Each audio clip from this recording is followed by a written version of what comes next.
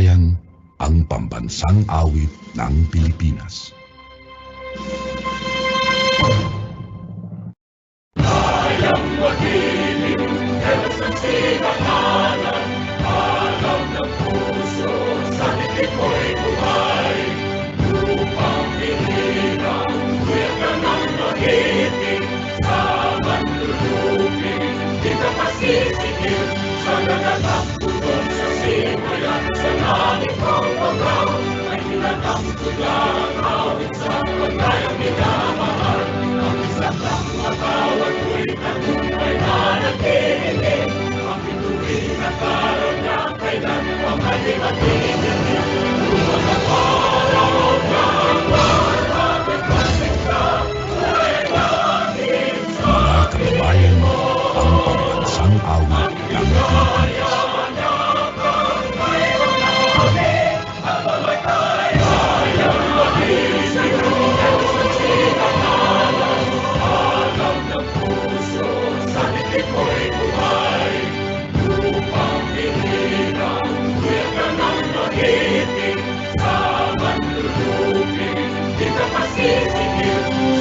Our Almighty God, loving Heavenly Father, at this moment we pause from our worldly world and seek your guidance and protection. In this time of uncertainty and challenge, we still praise you and adore you, blessings and power, and blessings of our We are also Mga kababayan, ang pambansang We have many sins, dear Lord. Nothing is hidden from you. Yet we ask that you forgive us and that our supplications still reach your throne of mercy and grace. At this moment, Lord, we pray that you accept our expressions of thanksgiving. We have so many things to be thankful for, and we are most thankful for the opportunity of serving our country through the Department of Education, Schools Division of Zamboanga del Sur. We are thankful for your protection and for sending your angels to envelop us and always keep us away from harm and danger and from the evil doings of men. We are thankful for the wise leadership of our top management, our chiefs, and the cooperation of officials and personnel in the Schools Division Office. We are thankful for the leadership of supervisors and school heads, and the commitment and support of all our teachers. With our expressions of gratitude, we ask now that you continue to guide us in our ways.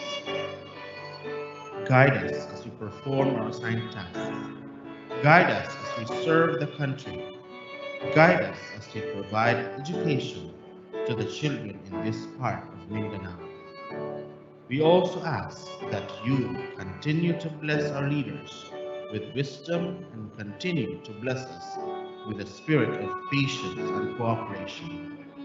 We ask that you always bless our children and their parents and our partners in this work. Remind us always, dear Lord, that we are serving this country by providing education to our children and youth, and that we are doing this so that no one is left behind in illiteracy and ignorance, and that we are able to help parents and guardians mold a new generation of community leaders and even nation builders. We also ask, Lord, that you continue to bless us with what we need, the need of security and shelter.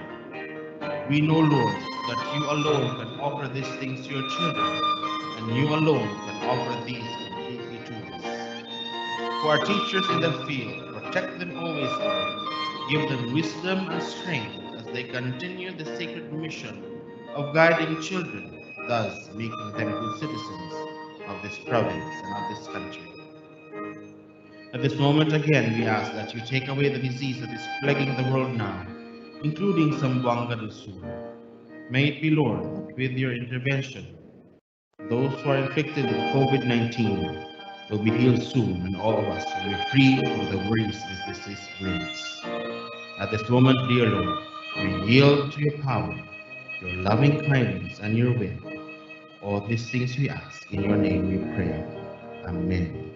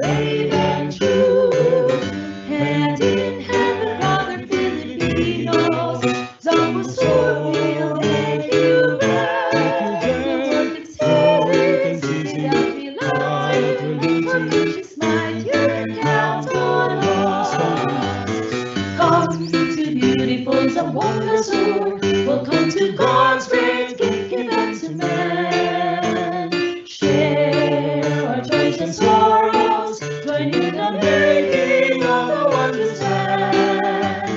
Zamboanga, soon the bountiful, fill out thy whole heart, spirit and soul. We will live for you, we will love for you. Here is his arms among the soul. Come to beautiful Zamboanga soul. Welcome to God's great gift given to man.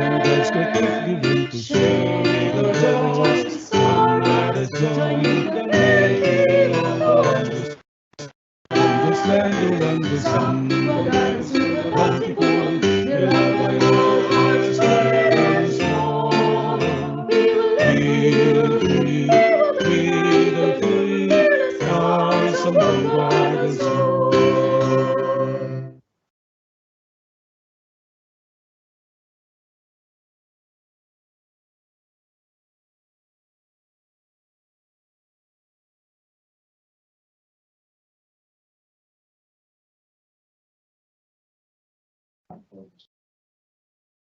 If your actions inspire others to dream more, learn more, do more, and become more, you are a leader. That's according to John Quincy Adams. Now, for her words of welcome, here is our chief in the CID, Dr. Juliet A. Magallanes. Thank you. Thank you. Greetings of peace to everyone. Of course, my due respect to our schools division superintendent, Dr. Maharani Makaraeg Jacinto, CISO 6, to our assistant schools division superintendent, Dr. Raymond Salvador, Ceci, in charge of curriculum implementation division, and Dr. Romeo Daligdig, also in charge of the school's governance operation division, together with the chief, Dr. Ernesto Tardo, the training management, and to all who are present in this virtual room, a pleasant morning. We know that the challenges of our division in terms of continuous management and delivery of basic education in this new normal are great, but these are not insurmountable.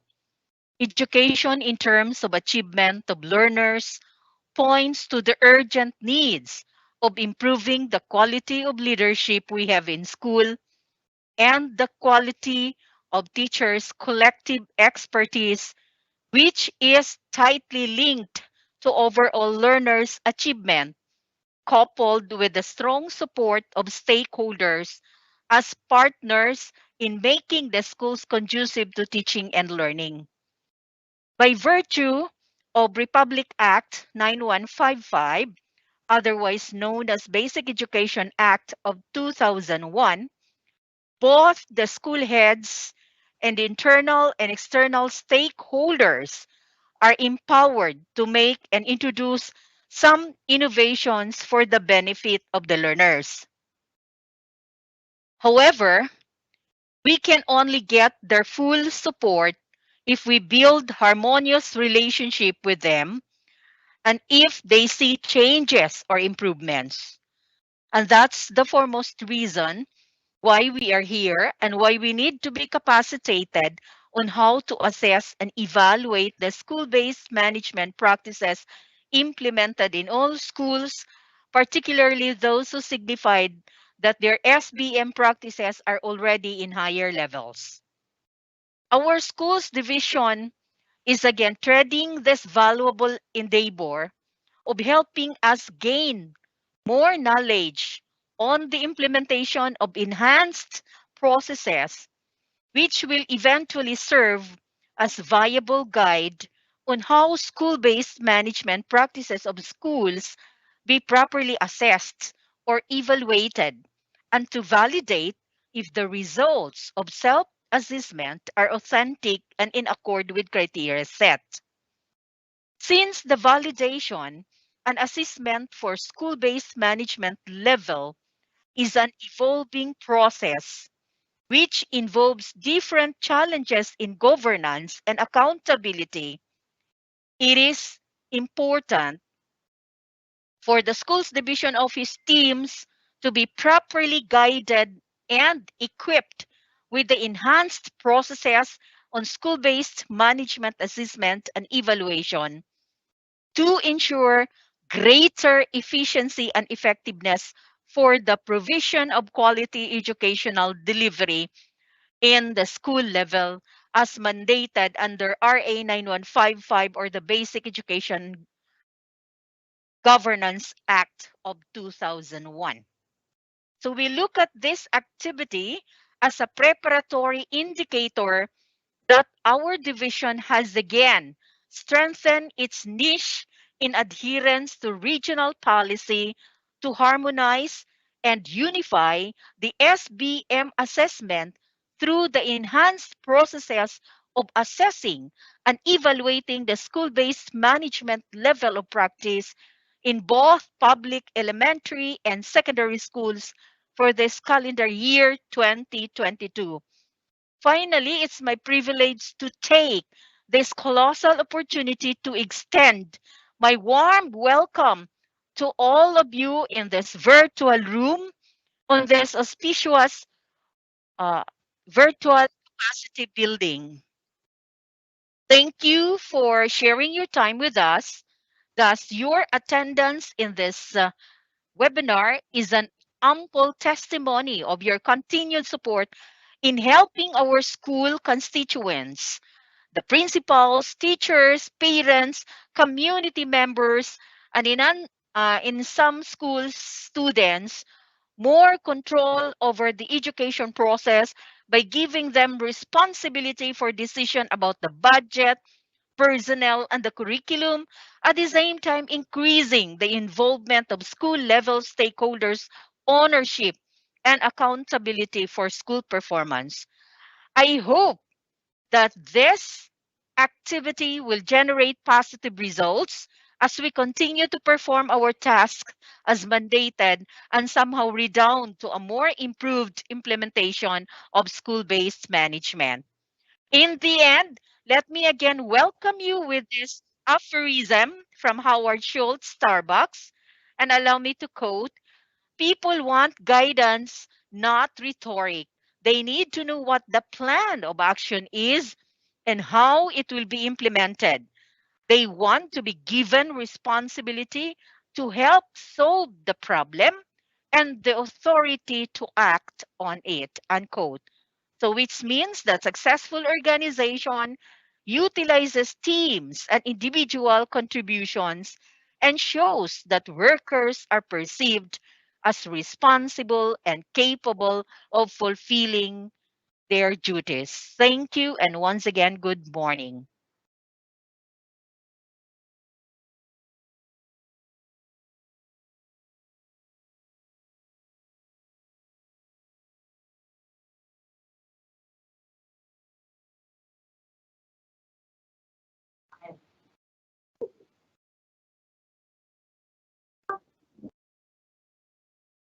Thank you so much, Dr. Magallanes, for warmly welcoming all of us for this virtual convergence. Joel A. Barker said, a vision without an action is just a dream. An action without a vision is just a waste of time. But a vision with an action can change the world. Now, to give us the statement of purpose for this activity, here is our Assistant Schools Division Superintendent, Dr. Romeo M. Daligdig. Sir.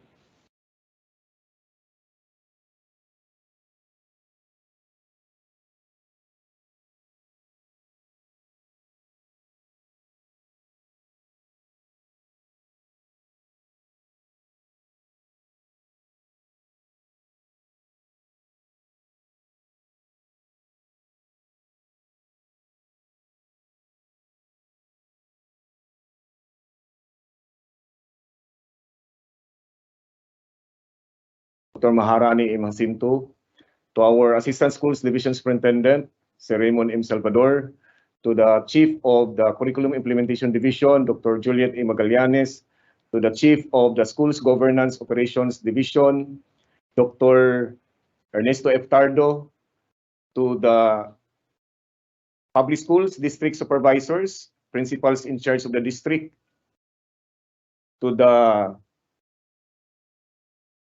school heads, and school SBM coordinators, and all the participants in this orientation on enhanced SBM assessment process.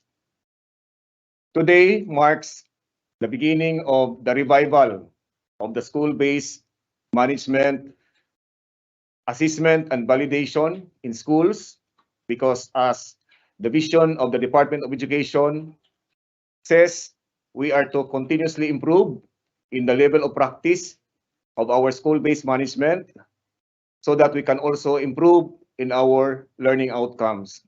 The index of the department in measuring our achievement is on quality instruction, and this quality instruction can only be realized if the support services, as far as the school-based management is concerned, are really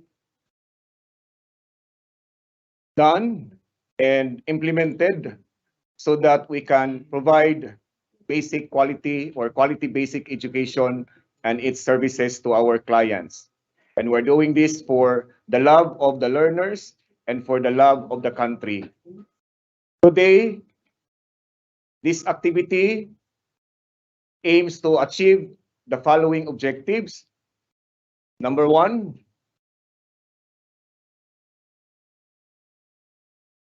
provide technical assistance to areas of leadership and governance, curriculum and learning accountability, and continuous improvement and management of resources in terms of documentation and possible means of verifications and the conduct of document analysis, observation, and discussion. Number two, harmonize and unify the assessment and validation activities on the school-based management level of practice in the division. And then give rationale and instructions of the new process for the regional, division, district, and school SBM task force or forces in the conduct of validation in the new normal, and facilitate the increase in number of schools validated for SBM level of improvement. So I hope with this orientation, all of you, school heads, with the support of the public schools district supervisors and principals in charge of the district, will be guided to the preparation and accomplishment of the means of verification so that we can have more schools having level 3 in the implementation of school-based management, especially in maintaining and sustaining the management of resources in under leadership and governance, curriculum and learning accountability, and of course, for continuous improvement. So to all of us, because if you just do your job alone, you can only achieve one. But if you can do your job together, we can achieve more. So to all of you school heads, stay tuned, stay safe, and keep yourselves healthy. So thank you and good day, everyone.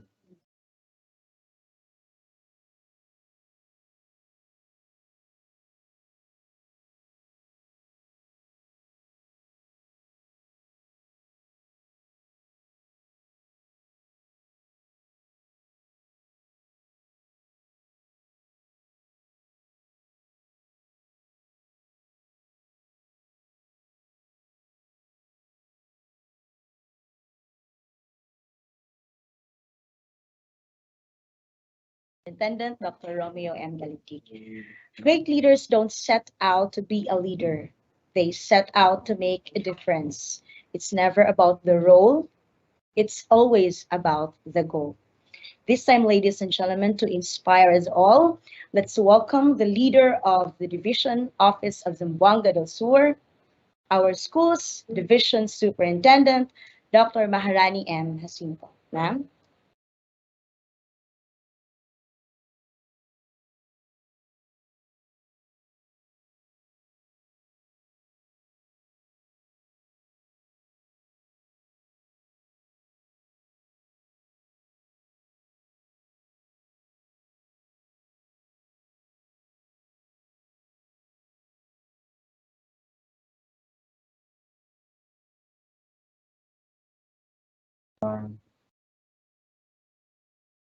Quality morning to everyone, especially to the chiefs of the two functional divisions, of course, Chief Tardo and Chief Magallanes.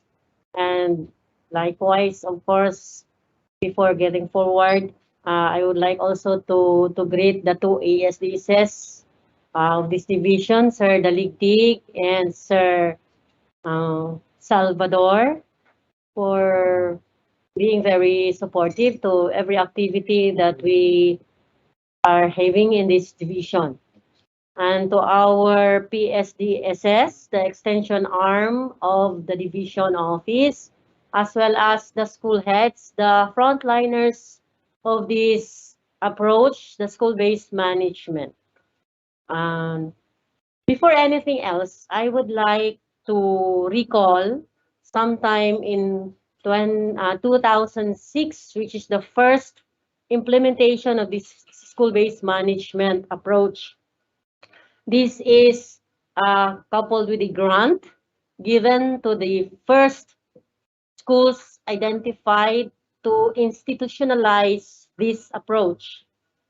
This is not a program nor a project, but a strategy for the school heads to manage their schools in terms of governance, access, and efficiency. More particularly, when it comes to assessing performance under governance, wherein you are accountable and responsible for the management of your fiscal, which refers to your finances, your physical, which are the structures and other facilities within your responsibility, and human resources. It's quite important for school heads to understand that this school-based management approach leads to implementing and achieving a child-friendly school, which is, of course, a very demanding responsibility and demanding requirements. This is coupled with demanding requirements, wherein you are to provide all the structures. When we say or when we speak of structures, this not only refers to the facilities, but all the possible support that a school can have in order to have a smooth implementation of all the programs and projects within the school and what is due to the learners. So this means that you are to have all the required committees, and we are aware of that. I hope everybody is aware. A lot of committees should be structured in the school to include just examples of the committees. We have the DBAC, we have the child protection, and many others. And so when it comes to physical, we also have this requirement as to clinic and the rest that would give ease and protection to our learners. This practice of school-based management is a requirement for everyone because underlying this approach is the essence or the concept of shared governance. It means everyone is involved in the process. Now, since this is enhanced at this very moment, it is then imperative for all the school heads to upgrade yourselves, to improve in the areas of governance, in governing your physical, fiscal, and human resources in order for you to be able to smoothly manage your school that will redound to achievement of the improvement in the performance of our learners, which we are now talking about our implementation of the curriculum, which is the end purpose of providing this approach for you to be able to improve the teaching and learning situation of the school, wherein it's expected that achieving this, you will also improve the performance levels of all learners in all levels. I am appreciative of this activity of the region, considering I've been waiting for schools in the division of Zamboanga del Sur to be labeled as school-based management level 3. We were asked to submit some time ago, last month, as to who are those identified for level 3 implementation. We do have actually, we have 3 identified by the division, and yet it was not validated and verified by the regional office. Now that they are ready for that validation, they're also downloading to us the enhanced policies and processes of the school-based management, which all of us must give important consideration. We are aware that all of us have plans, have good plans for our schools, and yet in every plan that we will be planning and about to implement and will implement, we should be guided as well, considering that we are adhering to the vision and mission of the Department of Education, wherein we should be one in direction. Sabi nga, no child left behind. So therefore, school heads, not only few, but all, whether you aspire for a level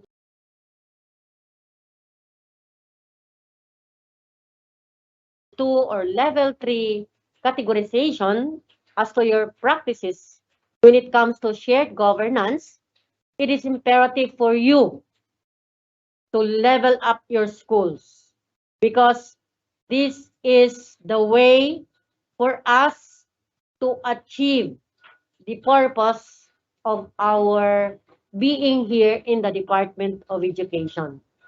By improving your practices, which can be seen in your MOVs later, that will be provided to you in detail by the different facilitators, you will understand better what is exactly the requirements of a school-based management approach.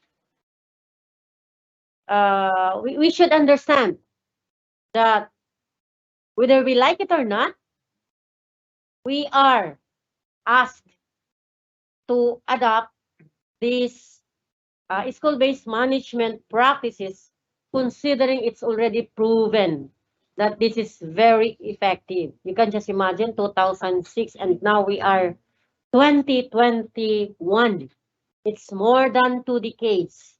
So therefore, the proof that this approach to managing your fiscal, and human resources is very effective. Only we are not able to address the gaps between the policy and the implementers. This time, you will be given assistance with this enhanced policy so that your skills in the use of these practices will be refined or honed, and later on will be helping the department achieve the different key result areas and performance indicators that we are supposed to achieve. So I am thankful that you welcome this enhancement activity so that we will be more guided, not only the implementers, but those that are involved in the provision of technical assistance. Us, Well, of course, we are not exempted. The two ASDSs, the two chiefs, and the extension arms, the Fs, and as well as the PSDSS. Because in the school-based management, this covers all the school heads, practices, and processes that will be implemented down the line. To name, of course, being an instructional leader and a manager in your respective schools. A lot of people are dependent on you. The parents, the community, the DepEd himself, in consideration to who are those that will implement in order to achieve the smooth implementation and success of this curriculum of ours. It's the school heads. You have the direct supervision of the frontliners, the teachers, the teaching learning situation. So you play a vital role in making the teaching and learning in DepEd Zamboanga del Sur very successful. So we are expecting a lot from you, school heads. And of course, more than us, our learners. Because their future depends on how you provide them a child-friendly school, meeting all the requirements of the practices of school-based management. Thank you very much and keep the most of this enhancement activity, for this will be your tool in the dispense of your duties and responsibilities. Thank you, and once again, quality morning.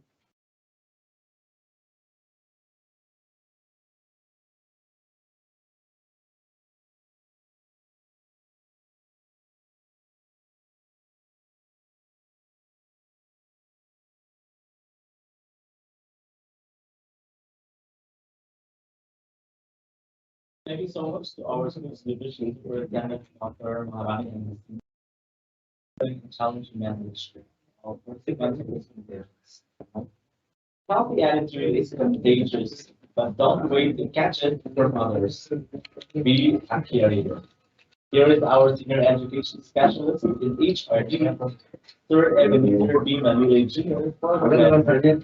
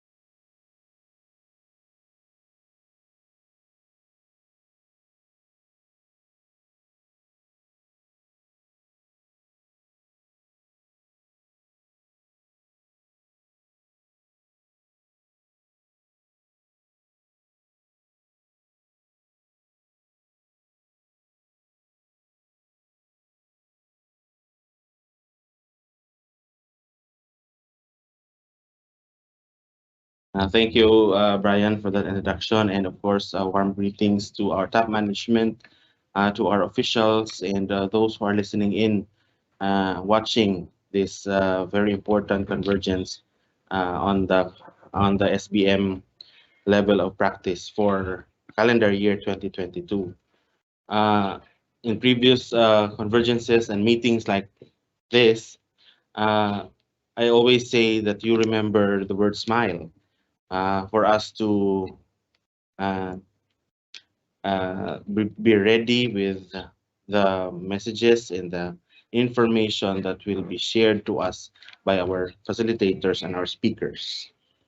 Uh, from our chief of the CID, from our ASDS, and from our SDS, who already gave very important thoughts and messages for this uh, uh, orientation or capacity building for all of us today. We are going to continue with our important topics. But again, I would like to tell you to remember the word smile.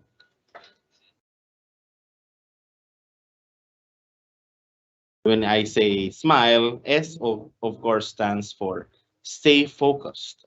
I understand that there are other meetings going on today, this morning, and I hope we'll know what to prioritize so that we can keep focused or stay focused on what is important and what needs to be prioritized. Stands for make no distractions so that you will stay focused. I hope that you will make no distractions. I stands for I stand I stands for indulge in the discussions.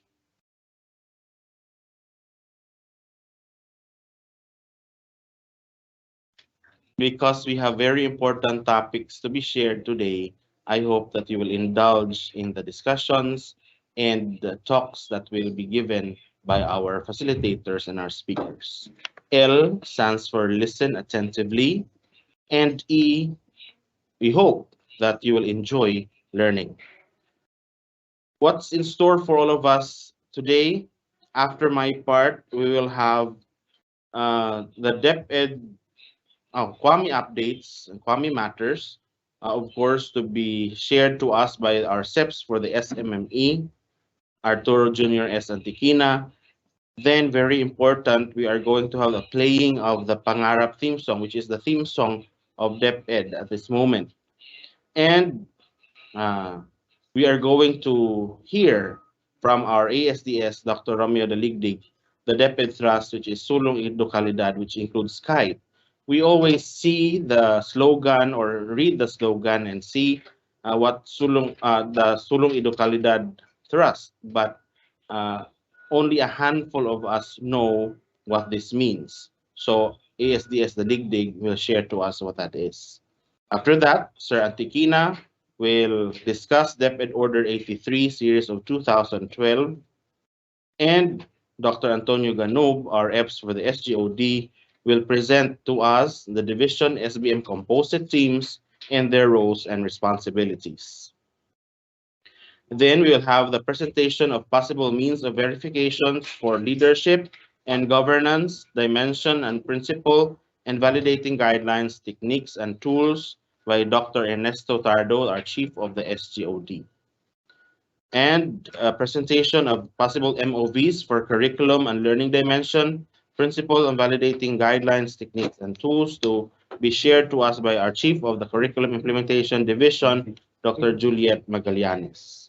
And again, presentation of possible MOVs for accountability and continuous improvement, dimension, principle, and validating guidelines, techniques, and tools to be shared by our AO5 for admin service, Ma'am Zinaida Mago.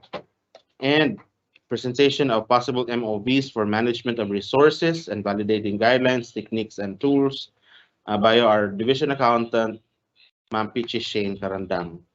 And we will also have God-related topic to be shared by our God focal person, Dr. Gay Abduhan. And after that, we'll have the open forum and then ways forward.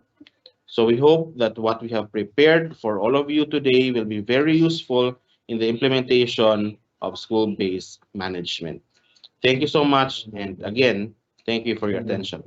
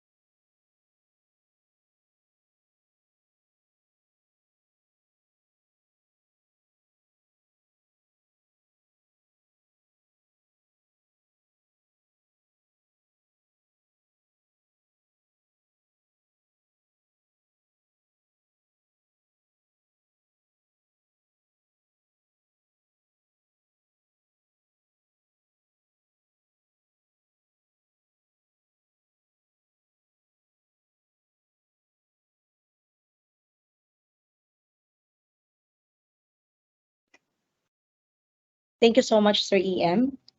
We become what we want to be by consistently being what we want to be each day. Here is our senior education specialist in school management, monitoring and evaluation, Sir Arturo Jr. S. Antiquina for the Kwame Matters.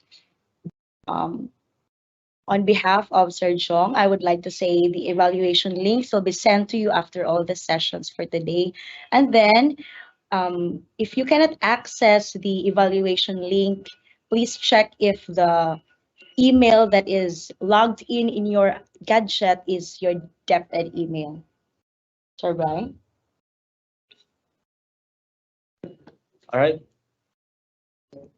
So before proceeding to the formal sessions, we would like to give you this video as an inspiration to all our participants.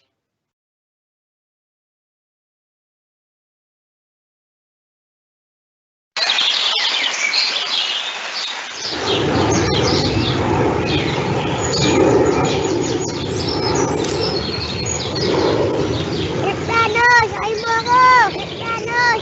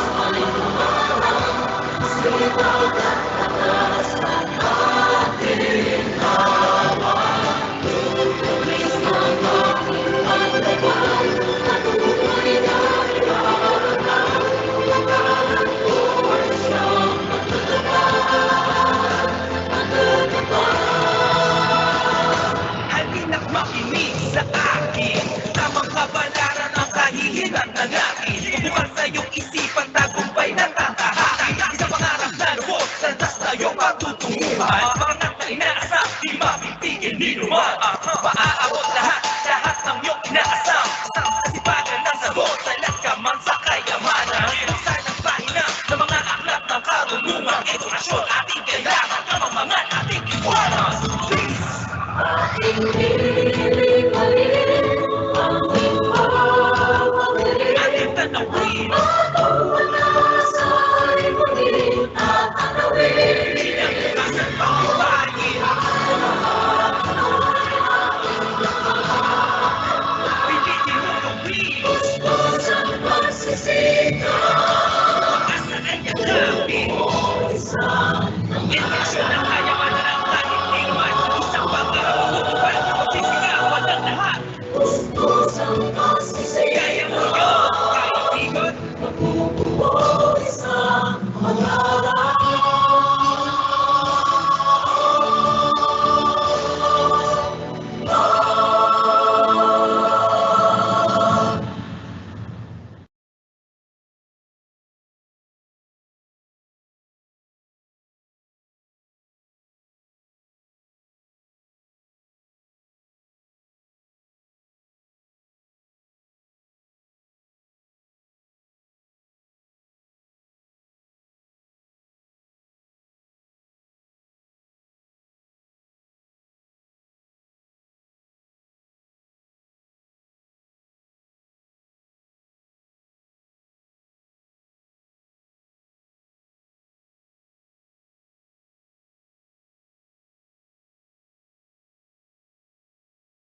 All right, before we proceed to the formal session, we would like to remind everyone to please listen attentively so you can jot down your queries if you have or type it in our chat box. Yes, so to check if you are still listening, please hit our chat box and type Tuesday. Everyone is requested to type Tuesday in our chat box. We What- are acknowledging our 300 plus participants in this virtual platform. We are also live via our official YouTube channel, so you can just search DepEd Zamboanga del Sur, and you can also type Tuesday in the chat box or in the comment section in our YouTube channel.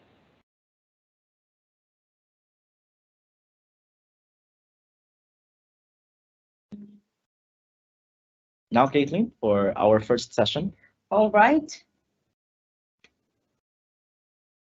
For our first session for this whole day capacity building on the SEM, to discuss to us about the DepEd Thrust Sulong Educalidad, let's welcome once again our Assistant Schools Division Superintendent, Dr. Romeo M. Daligdig.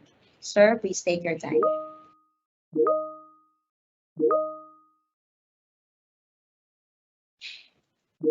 Thank you, Kathleen and Brian. This juncture, I'd like to present to you the DepEd Trusts, specifically on Sulong Educalidad. In English, this is advancing quality education despite of the pandemic. The Department of Education is very serious in providing quality education, the K-12 program in the country. And this one was triggered in our participation in the program for international student assessment. And this is an international assessment of the abilities and capacities of our learners who are asked to take the international assessment so that we would know where we were and where we are at and what are we going to do in order to succeed and excel even in the local, national, and international arena. Our Department of Education Secretary has braved the challenge to participate in this PISA 2018, wherein our learners from the Philippines were asked to take the assessment or the examination inclusive of 77 countries in the entire world. And because of that, Sulong Idokalidad came out to address the gaps that we encountered in the participation of our learners in this PISA 2018. And if you can see the picture, I hope you can see the picture clearly, that out of 77 countries participating in the PISA 2018 worldwide ranking, we ranked 76. That's 76, second to the last in the overall ranking of the countries participants in the PISA 2018. And this gave birth to the Sulong Idokalidad. And we all know, my dear friends, in the Department of Education, that we had this tayo or tayo para sa edukasyon. Tayo, whatever it is. Tayo para sa edukasyon. It was changed into Sulong Idokalidad for us to move forward, to advance in our delivery of basic education as far as quality, efficiency, effectiveness, and timeliness as to the services that we are to deliver to our clients, the learners. That is why the Department of Education has decided to come up with the Sulong Idokalidad aggressive reforms and place into 4 quadrants. And these quadrants, the first one, we have the K, which means, or which stands for K-12 curriculum, review and update. And in the second quadrant, the I, which refers to improvement of the learning environment. And then the T, teachers upskilling and reskilling. And then letter E, engagement of stakeholders for support and collaboration. We are presenting this one ahead because this is where we can connect the implementation of school-based management.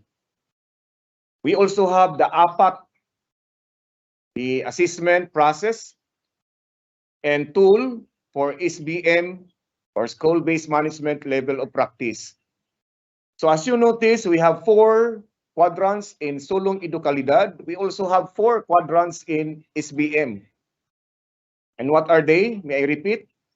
We have leadership and governance. Second, we have curriculum and learning. Third, accountability and continuous improvement. And number 4, management of resources. We are now to handshake the kite with the APAT. APAT, leadership and governance, curriculum and learning, and then we have the accountability and continuous improvement, and of course, the management of resources. As mentioned by our schools division superintendent, in the resources, we are to also capture the physical, the fiscal, and the human resources. And all these are essential ingredients in advancing our quality of education.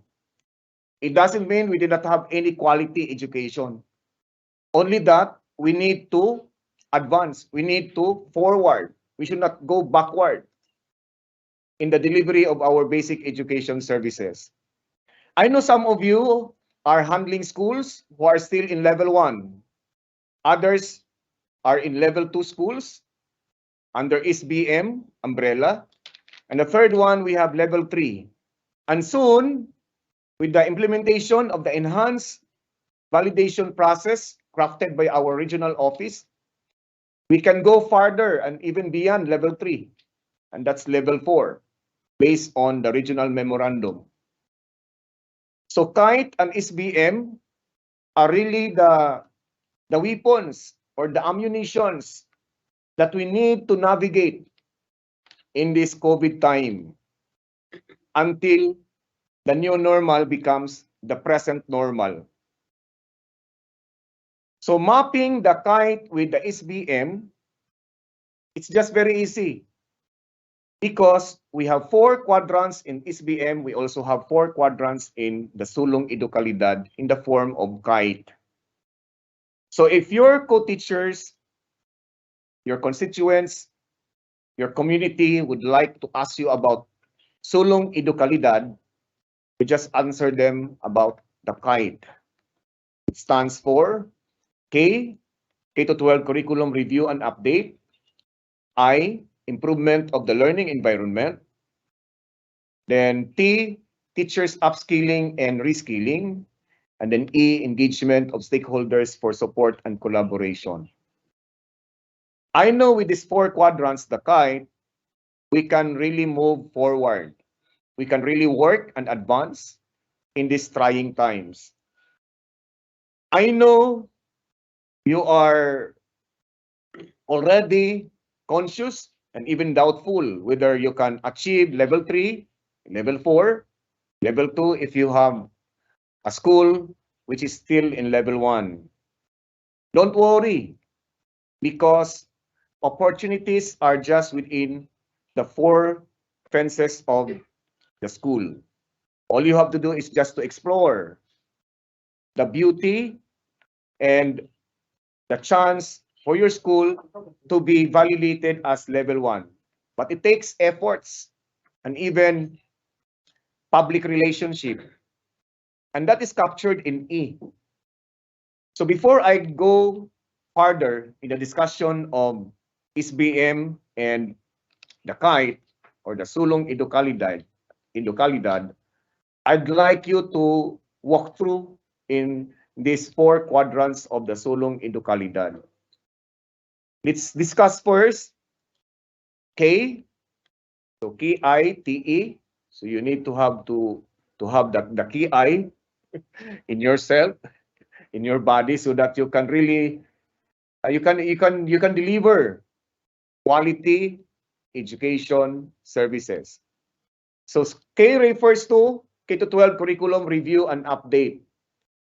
So as we aim to globalize the quality of education in the Philippines, it will entail a world-class K-12 curriculum. And you know, during the pandemic,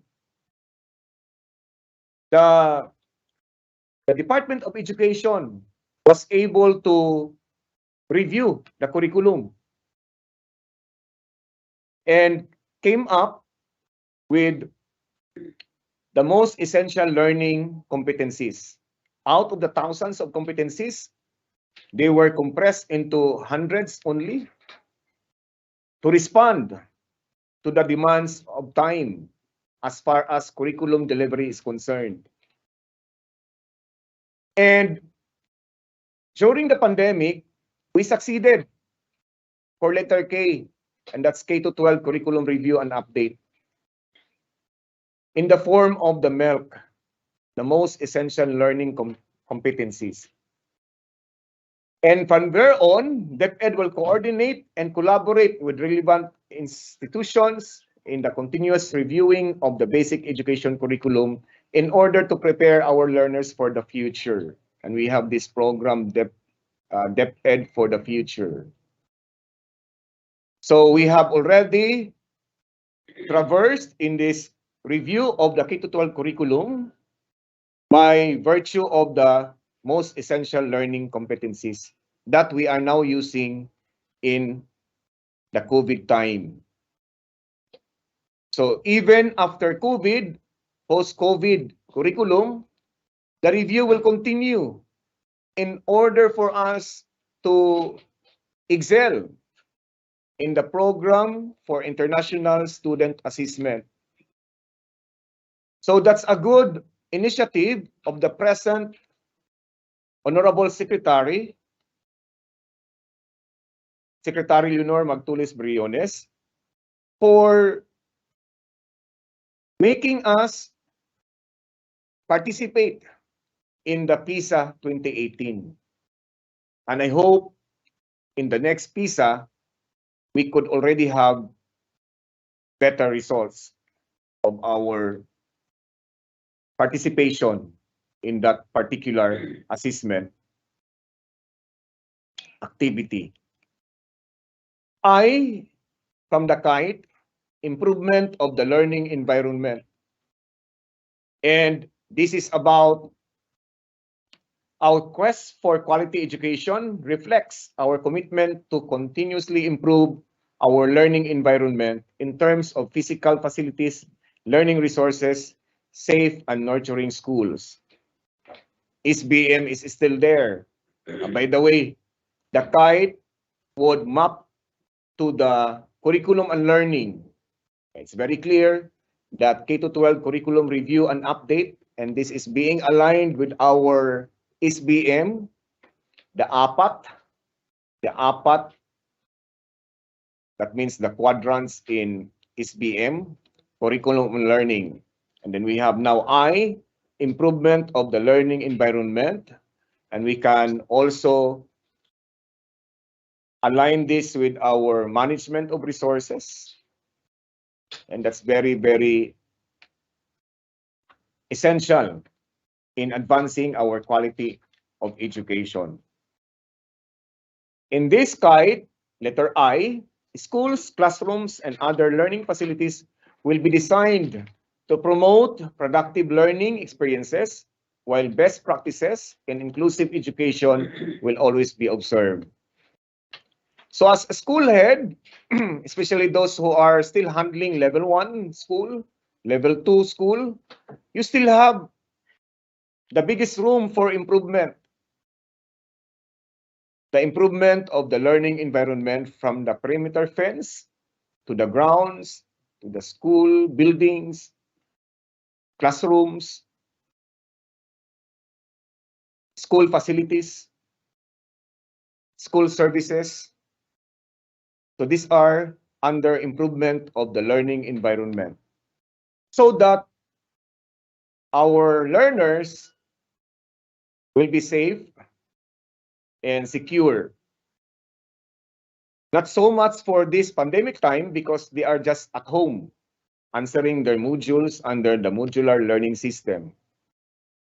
But when face-to-face comes back, of course, they will look forward to these safe and child-friendly schools.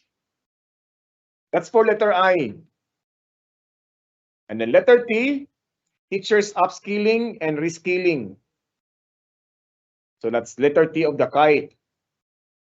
And then accordingly, through a transformed professional development program, our teachers will be more equipped with 21st century knowledge and skills that will reinforce their competencies and dedication to educate Filipino learners. Looking at the keyword in this teachers upskilling and reskilling, the 21st century knowledge and skills. I know you're familiar with the Industrial Revolution 4.0, and that's more of the 21st century knowledge and skills that we have also to help our teachers to acquire these 21st century skills. And what are they? The 21st century skills, number one, we also have 4. So this is really a beautiful day for the number 4. What's number 1? Communication skill. Even simple greetings from the teacher to the school head or from the school head to the teachers, that's still under communication skill. A simple greeting every day when they are in school, managing the receiving and distribution of the modules. Communication skill is always used in any encounter, especially between the school head and the teacher. So that's communication skill. You check this out with your teachers if they have this already. I know you cannot be a teacher without this very important skill, communication skill, because that is also what our alma mater has trained and taught us And that is the reason why we are in DepEd now, being teachers. Because our alma mater is or has been very confident that we can really exemplify this skill, communication skill. We have written, oral, and then interpersonal communication skill, and even electronic communication skill. The second one in the 21st century skill or skills, we have collaborative skill. Nobody can work solo this time. We need each other.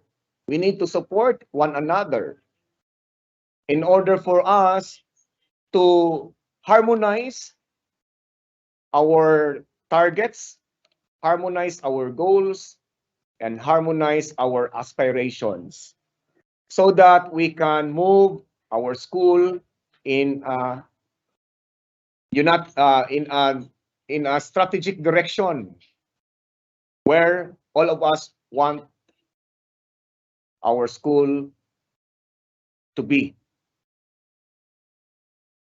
So that is the second. Collaboration is also very essential, even especially in this time, pandemic. The third one is critical thinking skill. Critical thinking skill is the skill that drives evaluating skill. You can check whether you are worth to be level 2 when your school now is still level 1. And that demands critical thinking skill. What are the things that you need to prepare? What are the things that you need to do? And what are the things that you need to accomplish so that you can level up in terms of your SBM level of practice? So that is number 3. And number 4, creative skill. Creative skill is applying the art, applying aesthetics in all that we do in school. If critical thinking skill teaches us how to rationalize things, how to justify any situation, but always remember that we need to also overarch our decisions with positivity, and that is critical thinking skill coupled with creative skill.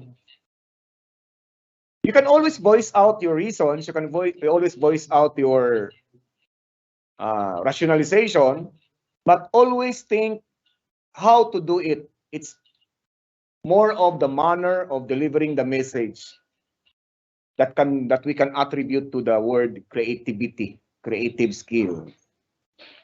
It's good to comment, but make sure that your comment will be also delivered to the concerned person in a nice manner. And that is where creativity works in our 21st century skills. So these are the skills that we need to possess as a school head, as teachers, because we cannot give what we do not have. Okay? So you can design trainings, capacity building, in-service training, coaching, and mentoring to upskill, to level up, to scale up, and to reskill your teachers. And this is also in line with unlearning, relearning the skill that these teachers had before. Because according to our Secretary Briones, the battle for quality basic education will be fought and won in our classrooms by our teachers. So teachers are our frontliners. So always think of what the school can give to our human resources. And these human resources are our teachers in school. We may also include the non-teaching personnel in our upskilling and reskilling as far as the 21st century skills are concerned. So that's the letter T, teachers upskilling and reskilling. Our NSEP, in-service training. We cannot just develop and design a training program out of the blue. We need also to conduct survey through training needs analysis so that we can really address the gap properly and appropriately. So teachers upskilling and reskilling is one of the quadrants of the sulong edukalidad, the kite. So as school head, this is also one way of making our teachers happy by providing them technical assistance so that they can also deliver quality education even in this pandemic time under the modular learning system. So teachers upskilling and reskilling. And the next one, we have the letter E, engagement of stakeholders for support and collaboration. This is where SBM is being lodged. We need to coordinate and collaborate with our stakeholders, especially the local government unit, the generous partners, the private sectors, and even the line agencies or the government agencies who are also willing to dole out their support to our schools. And according to this guide, DepEd will spearhead a call for unified effort from our stakeholders in delivering quality education for all. And what is this quality education for all? The EFA, education for all. This is the quality, relevant, accessible, liberating, and this time we added in Zamboanga del Sur Division, continuing basic education, because even during pandemic, we consistently deliver quality basic education even under modular learning system. So this simply means that DepEd, or as members of the Department of Education, we aim to deepen our engagement to consultation, collaborative research and analysis, and high-level advice to strategic policy, planning, and programming for quality. And we will need the help of all sectors and communities to achieve solong edukalidad. And it takes a nation to educate a child. As we know, it takes a village to educate a child. We cannot do this all alone by ourselves. So with the kite, I hope all school heads will bear in mind that passing is never equal to learning, because passing is just life short in a short time, but learning is lifelong. That even after graduation, our learners can still apply, practice the knowledge, the skills, the attitude that all of you, school heads and teachers, imparted to them so that they will never go wrong. As UNESCO Pillars of Learning taught us, learning to know, learning to do, learning to be, and the most important thing is how we can live and how we can learn to live together. So with this guide, we can be guided in our SBM so that we can refocus, we can readjust, and we can also reset our priorities. And with this orientation that we are holding today, I know all of you will be oriented on the enhanced assessment processes, on validating school-based management level of practice for fiscal year 2022.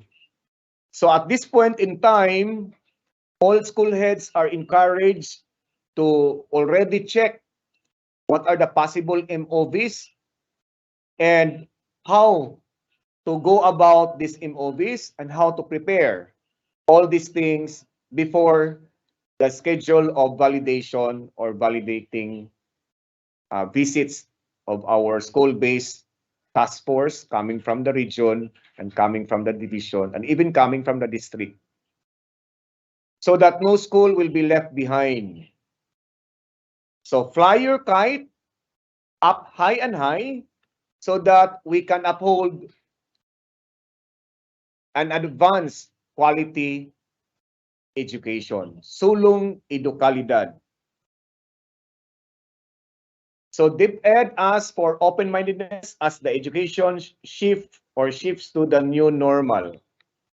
DepEd now is in the new normal, and whatever is happening for the country, whatever challenge we are facing, education must continue. And I should say that we should not look at the negative side of COVID, but the positive side, and let us overwhelm our disposition, our thoughts, and even our words and actions to the positive element that COVID has given us. And COVID has also taught us to explore the other learning delivery modalities. At this point also, I'd like to share with you our BALCP as DepEd Order number 12 series of 2020. And this is the basic learning continuity plan, which guides us in implementing and delivering our K-12 program. So you have the kite as the center surrounding our basic education learning continuity plan. So the kite is there. And then when we deliver our quality, accessible, relevant, liberating, and continuing K-12 education, we are to consider other factors, and more factors are added. So the first one, we have support program and services, and these are the big ticket programs of DepEd. I know you are aware of the school-based feeding program, the COVID essentials that we need also to provide in our school to make our learners and even parents and other stakeholders safe in visiting our schools, especially in the dropping off and the picking up of our modules for their children. Of course, we need to consult the IATF for the present or the existing protocols, especially now that every 2 weeks we have a change and adjustment of our quarantine status in the community. And that's also very important in time of COVID. And nonetheless, our vaccination program, how many teachers in our school have been already vaccinated fully or partially? And this is one factor also that DepEd, through you, school heads and teachers, can deliver quality basic education. And then, of course, the most important one, community and family support. So we need to coordinate and consult from time to time the status of our learners, because without the learners, the school cannot also exist. And in the delivery of quality, accessible, relevant, liberating, and continuing K-12 basic education, we have also adjusted our learning delivery modality from face-to-face to modular learning system under distance learning, and others are online. And then we also have the MELC. And of course, there was already an adjustment in the assessment, especially on portfolio assessment, performance-based assessment. These are adjustments because of COVID. And these are the offshoots of the K-12 curriculum review and update. And we can have further review maybe after the pandemic, after COVID. So these are the factors, the blue ones, are the factors that will also influence the delivery of basic education services to produce K-12 graduates with 21st century skill. And then monitoring and evaluation will be done to give feedback to our national government through the division office, regional office, and central office, so that we can continuously improve and to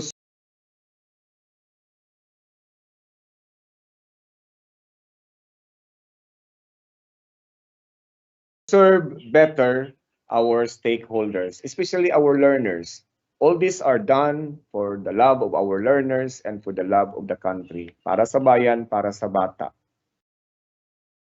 So this BELCP of the division, this is our own division, BELCP, Zamboanga del Sur Enhanced Basic Education Continuity Plan.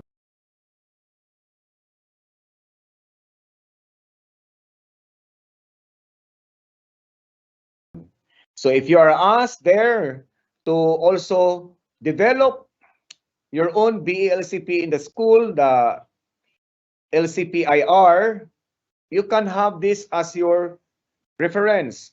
You can benchmark with this design, with this diagram, and with this framework of the BELCP. So COVID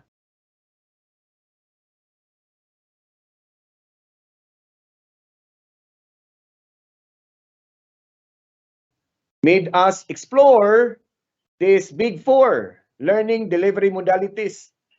So blended learning, homeschooling, distance learning, and face-to-face. Maybe the world was already bored with face-to-face. That's why the world gave us this learning.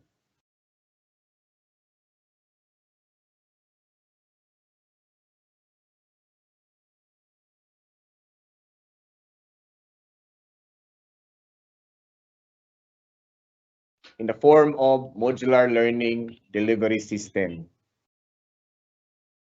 So we can marry, we can harmonize SBM with Sulong Edukalidad. And with this presentation, I'd like to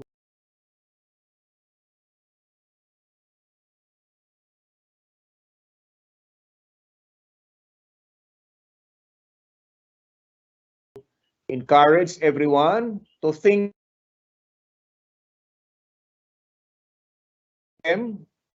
about this. SBM must continue.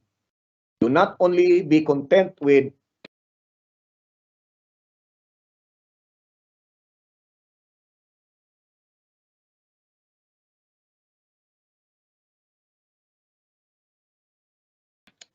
level 1, because you still have level 2 and level 3 and even level 4 from the regional memorandum. So it's good to aspire. So I hope you are always happily aspiring. Aspire because you also exert effort, especially in the preparation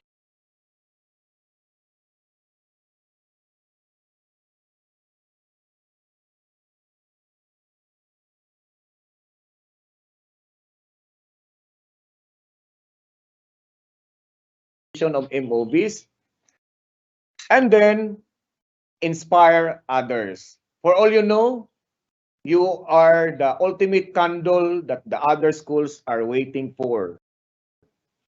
So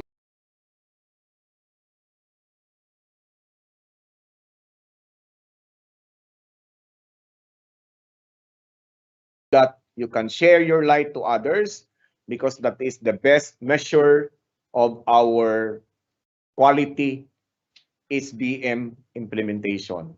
So SBM must continue and must be also given the kindest attention so that all of us will be happy.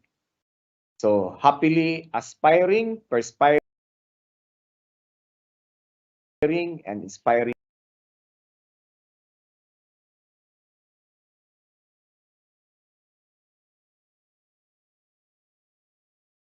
others. So if somebody will ask you, how are you? Just answer, happy ra. So happy, HAPI, happily aspiring, perspiring, and inspiring others. I believe in your commitment, competence, compassion, and in the end, do not forget to share, and that is charity. So SBM must continue. So SBM,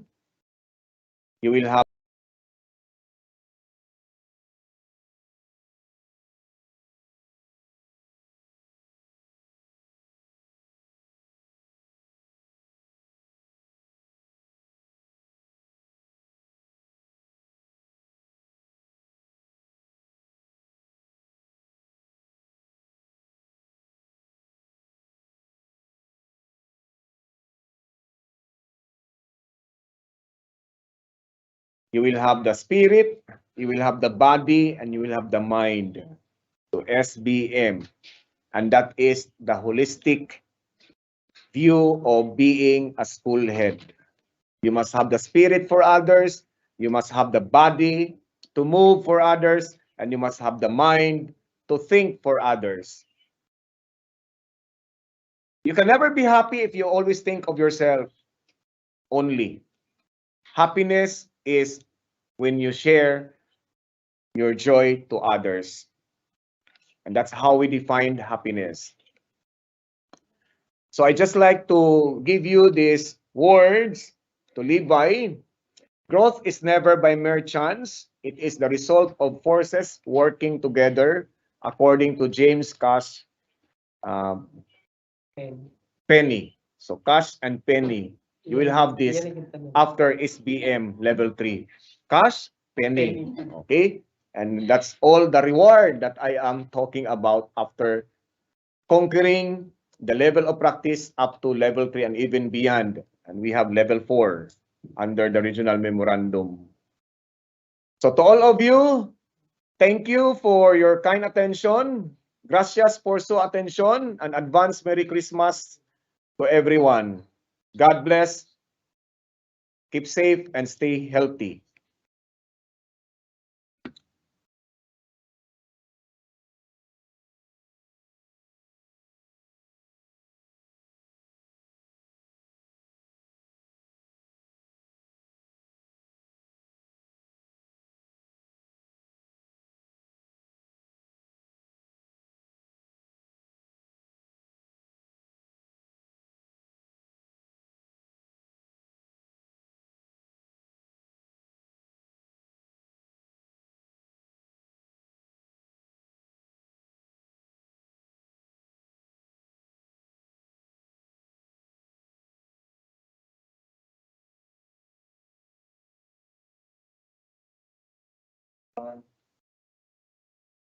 Thank you so much, sir. That was our Assistant Schools Division Superintendent, Sir Romeo Daligdig. Thank you, sir, for thoroughly discussing to us the DepEd thrust, Sulong Edo Calidad.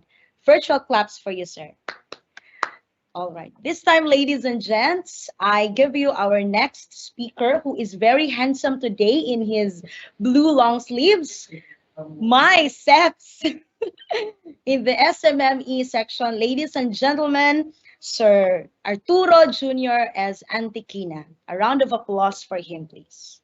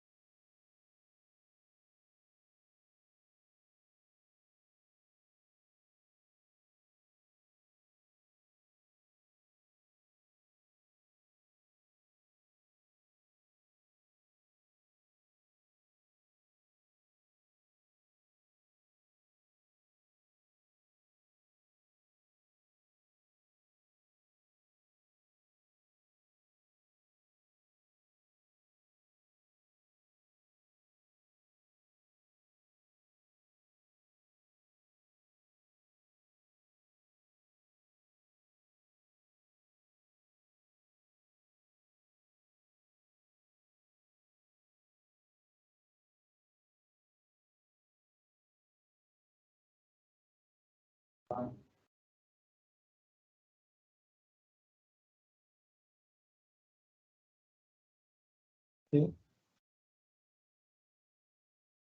The conventional definition of today, I'll be sharing to you a topic on school-based management as per DepEd Order 83, Series 2012.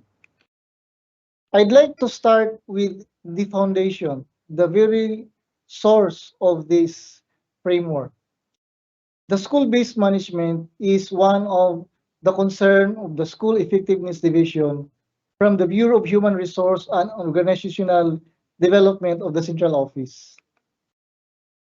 The statement of purpose of that is that the School Effectiveness Division supports and enables schools to continuously improve through the development of policies and standards that supports school-based governance and management systems and processes in order to deliver quality basic education services that are responsive to the diverse needs of learners.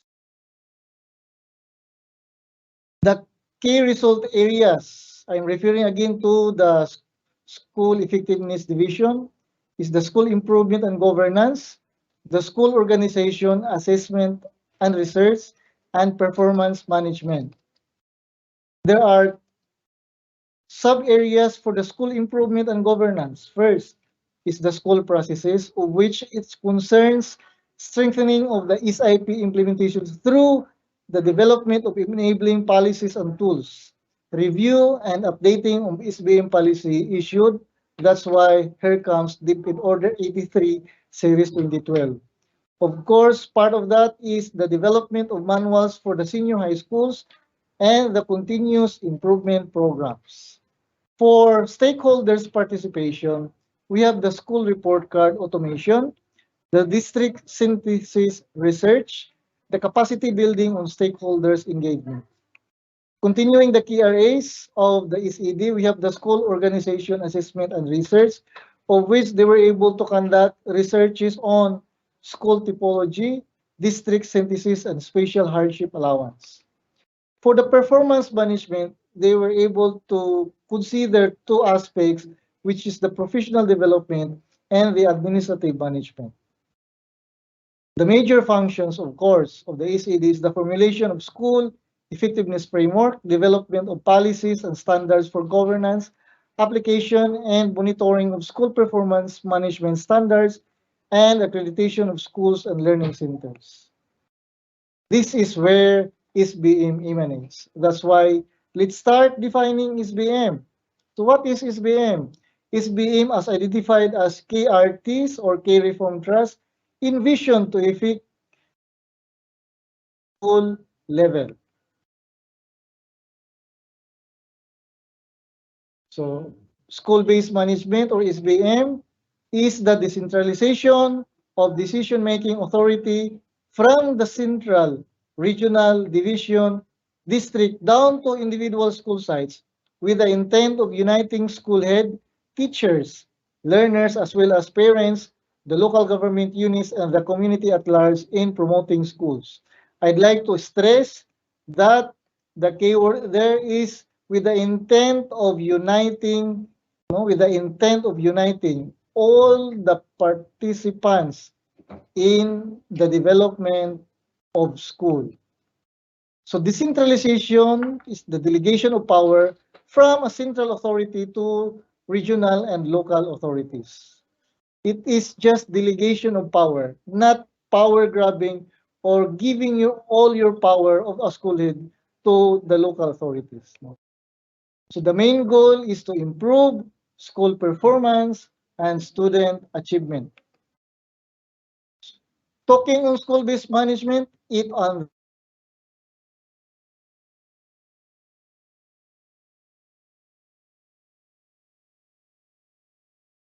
continuous improvement of schools. For what reason or for what purpose? Towards the attainment of higher pupil student learning outcomes.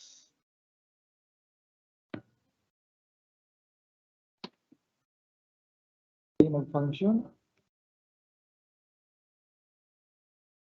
Next.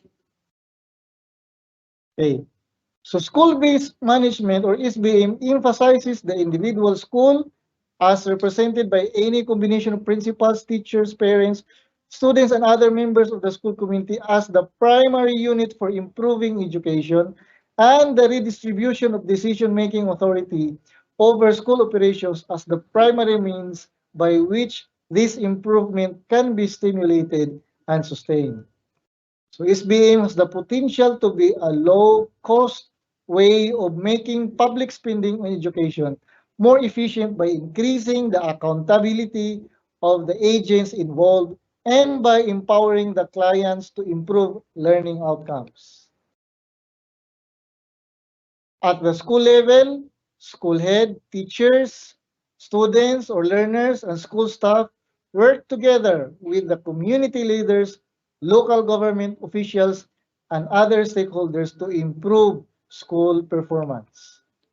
If you're going to look back the milestone of SBM, in 1997, there was a program in DepEd, and that is the Third Elementary Education Program.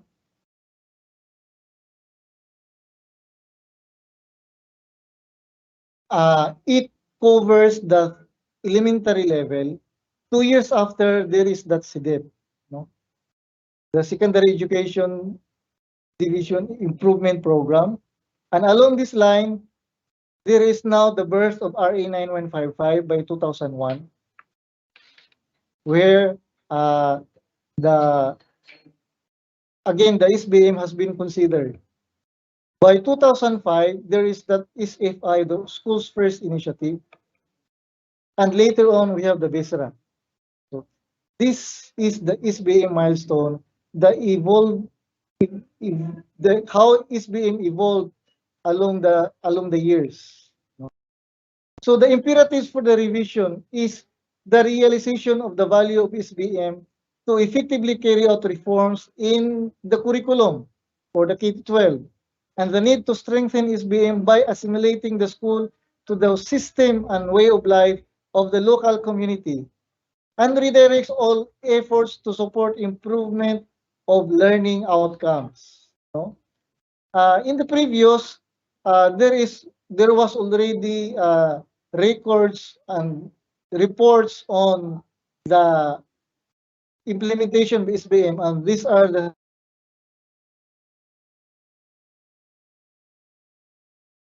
were formulated to support SBM, such as the formulation of SIP or the school improvement planning, the establishment of school governing councils, and the conduct of assessment of SBM level of practice. Another is the inclusion of the major line item in the department's budget to support the installation of SBM at all levels, the program support fund at the central region and division, and the grants at the school level. No? Way back during those years, meron po tayong SBM grant na tinatawag. Pagkatapos ng grant, sabi baka wala ng SBM, nandoon pa rin. Yung grant ay parang starter lang po yun. No? Those were part of the inclusion of the major line item in the department's budget to support just to install the SBM at all levels. Now that it has been installed, our concern is to continue the implementation of SBM. What went wrong? There are unrealistic targets and inappropriate strategies in the SIPs of many of the schools visited. Too much focus on the SIP templates. If you would recall, yung streams analysis, no, the compliance of one template to the other, that has been considered as what went wrong because there were too much focus on those templates, which is usually interpreted as a one-size-fits-all form, overlooking the unique condition of their schools, the pupils, students they are providing, learning environments for, and the peculiar issues they are confronting. And of course, there are more schools with school report cards than the school improvement plans, which reflects a disconnect of these two SBM processes. I could still recall that schools made a priority first of complying the school report cards, and translating it into the school improvement plan has been neglected, no? Or it might not be totally neglected, but we're given less focus. Okay. In continuation with what went wrong, the SBM assessment process was reduced to bean counting that overemphasizes the collection of prescribed documentation, the compliance of some which may not be within the control of the schools and are not reflective of a functional system of good practices. So, ang dami pong parang inihanda na mga e-movies na sometimes it does not serve the purpose. While DepEd reports that 100% of school heads in many divisions have been oriented on SBM, their practical understanding of the concept is not apparent. I believe this is now the reason why we need to have reorientation on the SBM. No? Again, the rationale is to better highlight the children or the learner as the center of SBM practice, to encompass the diverse realities of learning context defined and uniquely occurring within a specific geographical, social, cultural, economic, political, and environmental makeup of the contemporary society.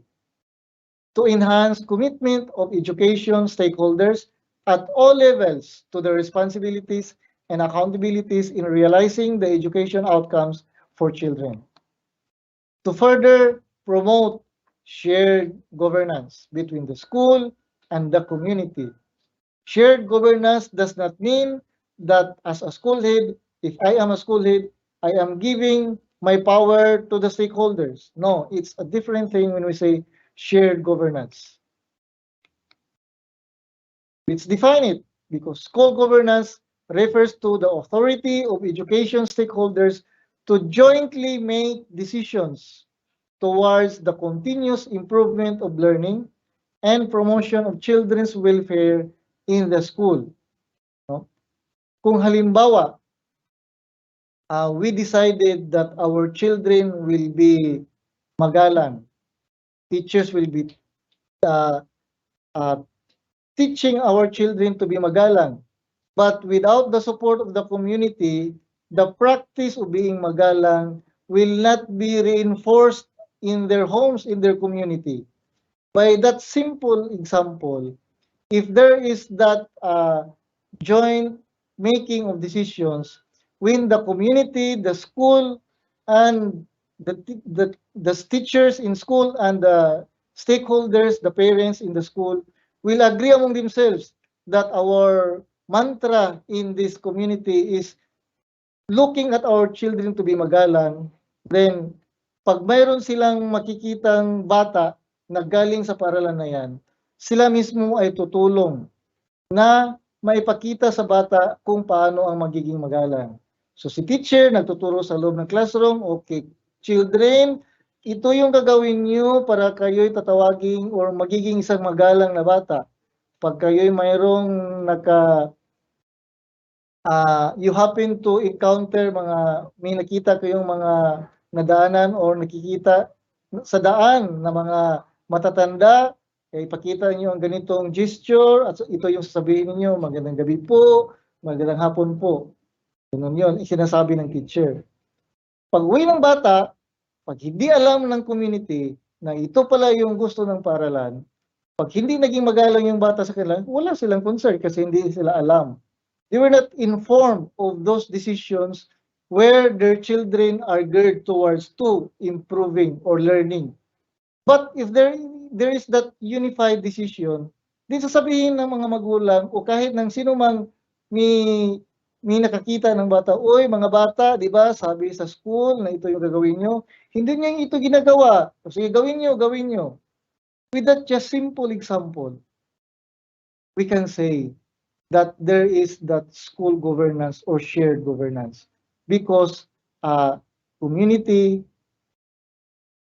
teachers, the school are helping hand in hand in promoting or in making decisions as to what kind or what virtue will their children develop or learn.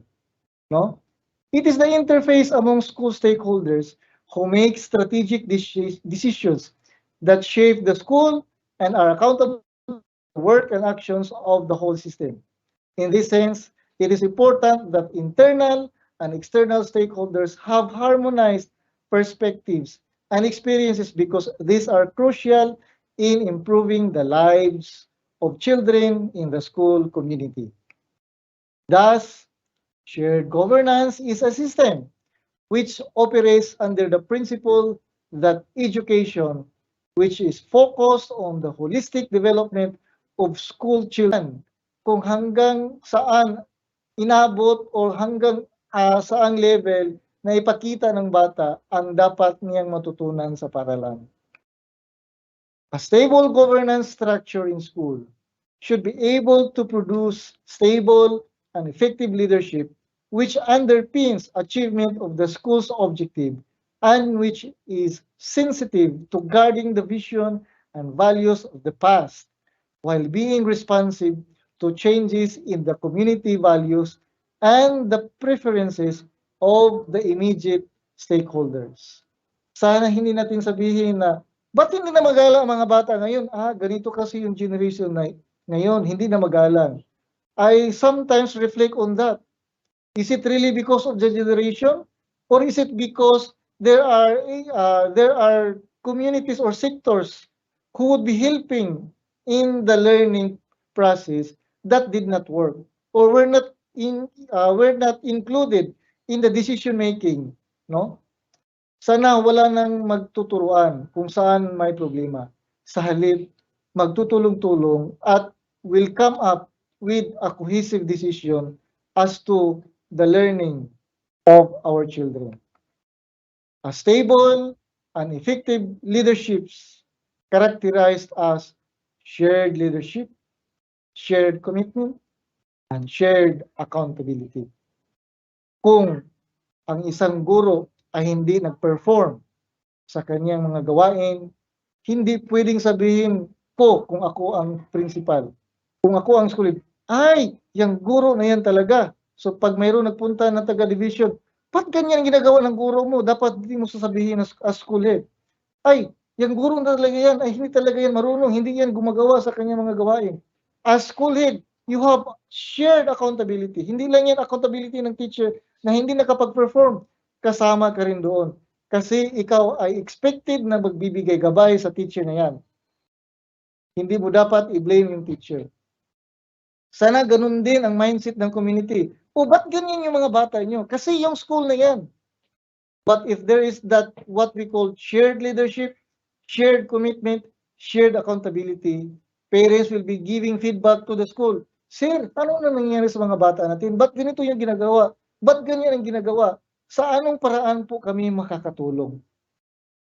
Ganyan ang lingwahe na gagawin pag mararamdaman at makikita nila na mayroong shared leadership, shared commitment, and shared accountability.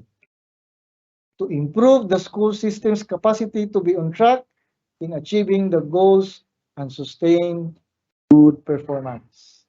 Shared governance. Sa SBM conceptual framework, it follows this, no? Leadership and governance, curriculum and learning, resource management, accountability, and continuous improvement. And this has been compared to the kite that we have now, no, as the framework of the solo educalidad. And it focuses, which is the center of that framework, is the functionally literate citizen, not just children, but citizen. No, functionally literate. No? With all these dimensions of SBM, we are going to come up with a functionally literate citizen. There are 4 principles, no, of access. We have leadership and governance, accountability, community-based learning, accountability for performance and results, convergence to harness for education. For leadership and governance, it is a network of leadership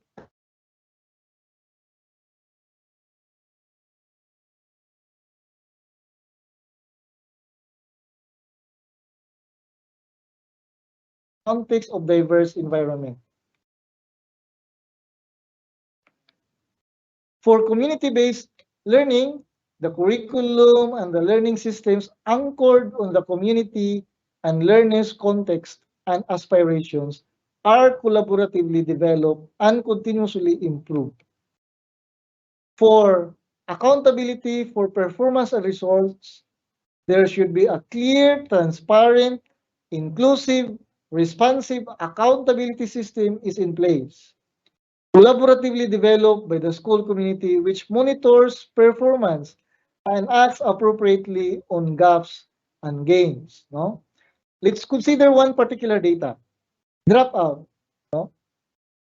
If dropout is only an accountability of the school, then if the community will not be involved in the development of trying to find solutions for dropout, it will not be solved. I will be giving you an example.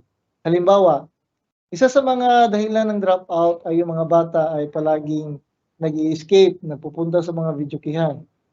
Of course, pag yung may-ari ng videoke, nasanay kasama siya na makaintindi sa kahalagahan ng pag-aaral. During class hours, sasabihin niya, oy, bawal dito, hindi pwede yan, still class hours pa ngayon, no?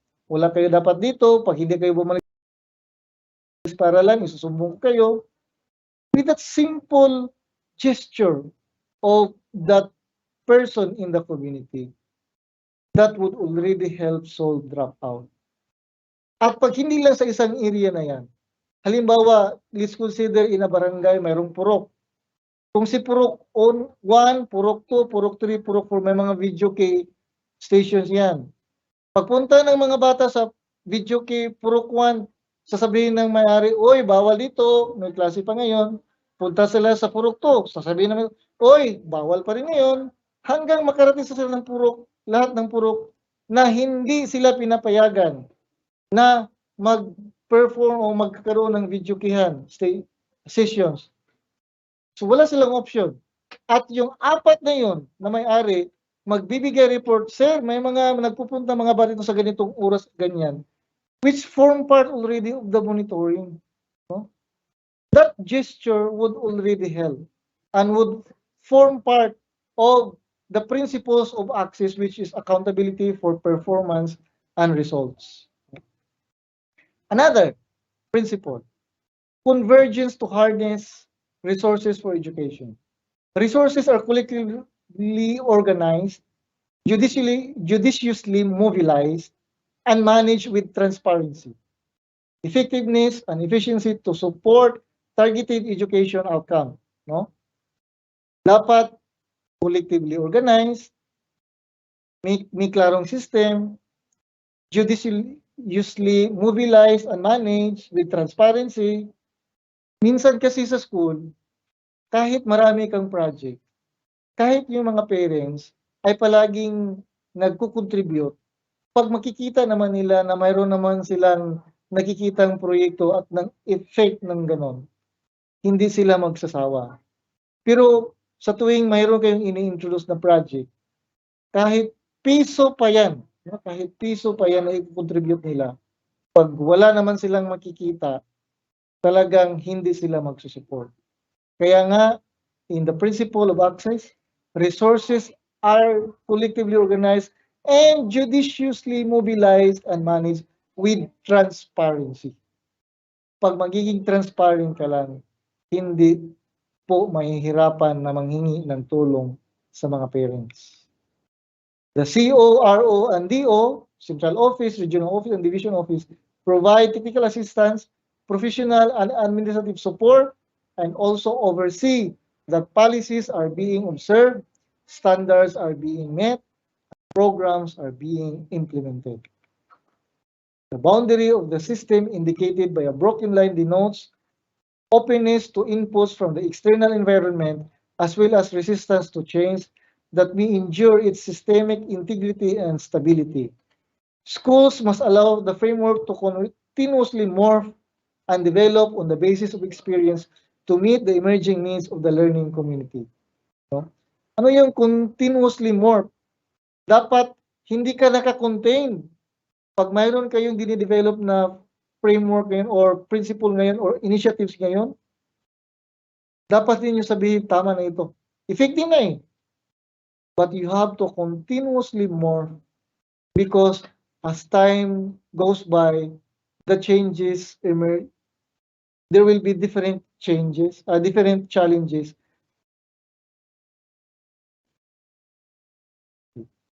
So you need to revisit, to assess, to evaluate whether the initiatives that you develop, you conceptualize today would still be applicable in the future.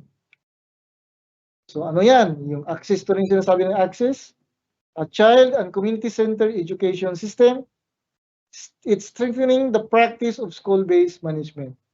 Kung saan ito nagmula? I'll go back to the framework, no? Itong figure na ito. Yan. Nandyan yung access na tinatawag nila, no? Sa SBM Continuous Framework. Structure, assess, accredit, enable. Yan, the self-managing learning community. So, yan yung ini-explain natin dito. So, access as touchstone of reforms. It should start from a need of harmonizing policy or statement that will guide reform initiative. Then, a necessity to flesh out a paradigm that will drive behavior and performance measures. Ultimately, a demand to operationalize and bring to reality the aspirations of RA 9155. SBM is not a contradiction of RA 9155. No, it's not a contradiction. But with that, it is realizing the aspirations of RA 9155.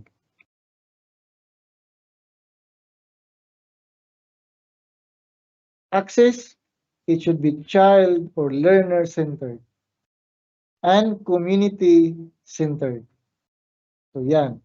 K-12 curriculum, the school management system, yan yung mga areas na tinitingnan sa ating framework na ipinapakita dito.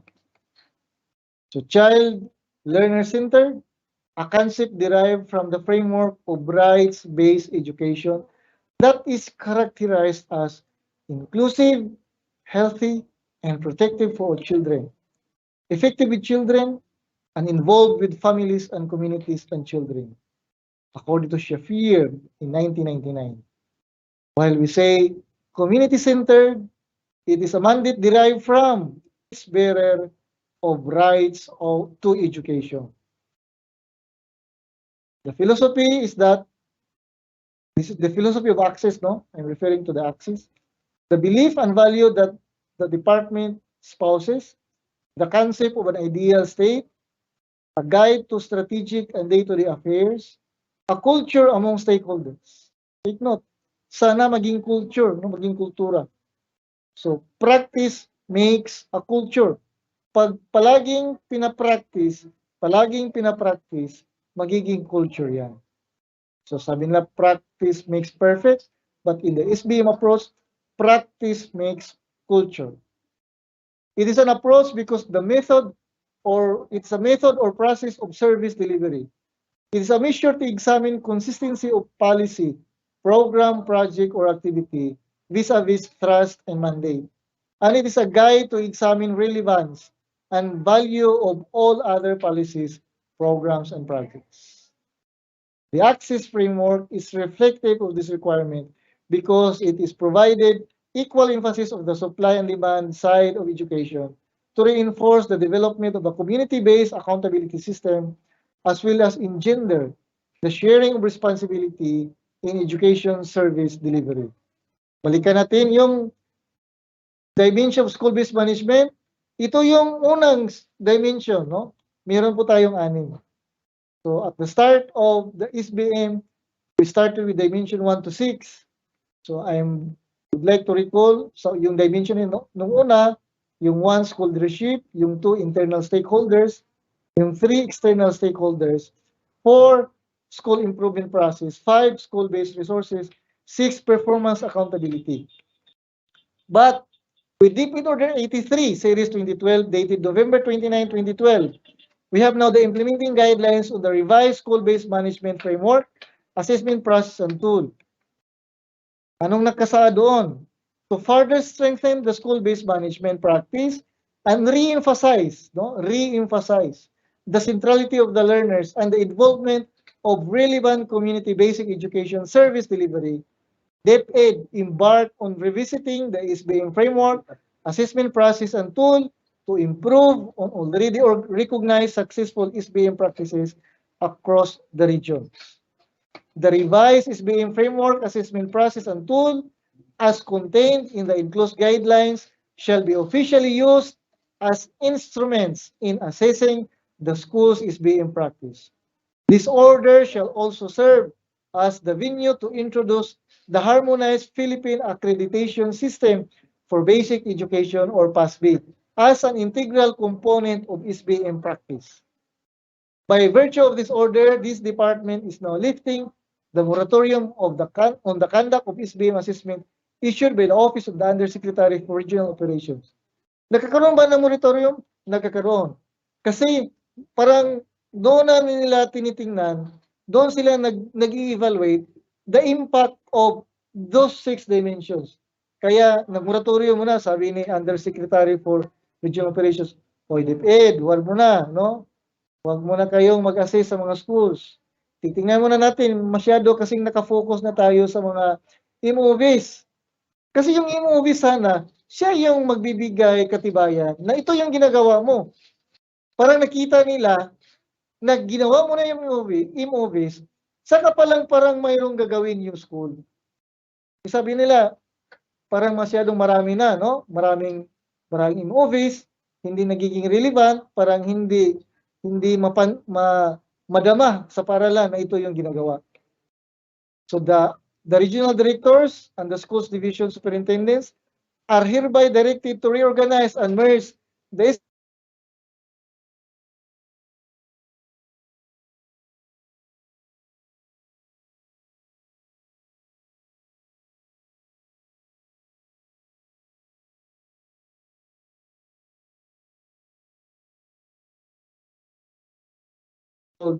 division SBM coordinating team.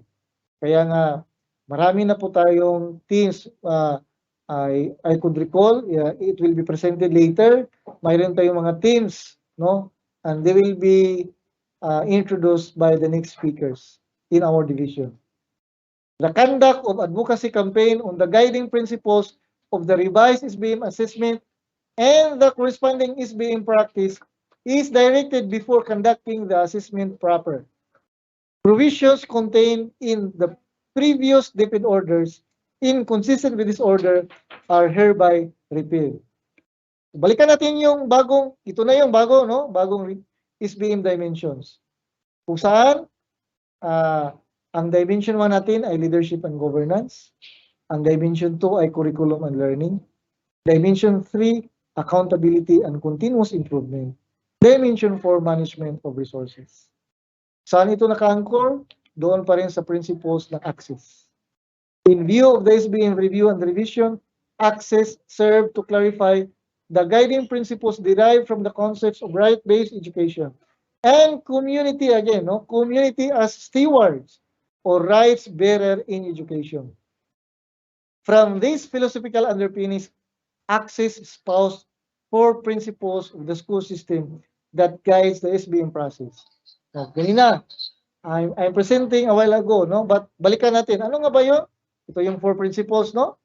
Principle of collective leadership and governance. No? Pinalikan lang natin. Principle of community-based learning. Principle of accountability for performance and results. And principles of convergence to harness resources for education.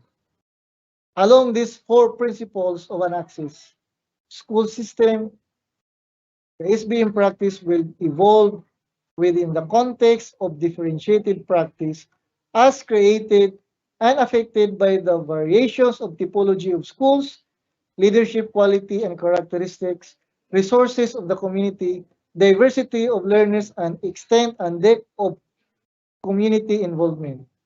Gusto ko lang i-emphasize, may mga schools na nagbi-benchmark ng mga effective practices. Dapat niyong tingnan lang sa pagbi-benchmark, ang titingnan niyo lang yung proseso na dinidevelop nila para magiging effective ang kanilang practice. Kasi baka nagkaiba kayo ng typology, nagkaiba kayo ng leadership qualities, nagkaiba kayo ng characteristics, nagkaiba kayo ng diverse learners, iba yung community ninyo. Kaya nga, hindi mo pwedeng i-insist na magkakaroon ng agri-fishery arts specific on aquaculture doon sa mga bulubunduking schools. Isang halimbawa yan na may mga practices na hindi effective sa isang lugar kahit effective yan sa ibang lugar. Kaya nga, ang SBM ay may tinatawag na differentiated practice. Kung meron silang reading program sa isang lugar na effective, baka hindi yan effective pag kinokopya yan or parang sinundan yan or gustong sundan yan ng ibang schools kasi iba yung kanilang context. Kaya mahalaga, especially in our SBM benchmarking practices, tingnan lang ang proseso. Dapat mahalaga tingnan sino yung mga involved. Ano talaga, meron talagang in-depth na pag-analyze sa mga target clientele, sa type of community where they belong, para magiging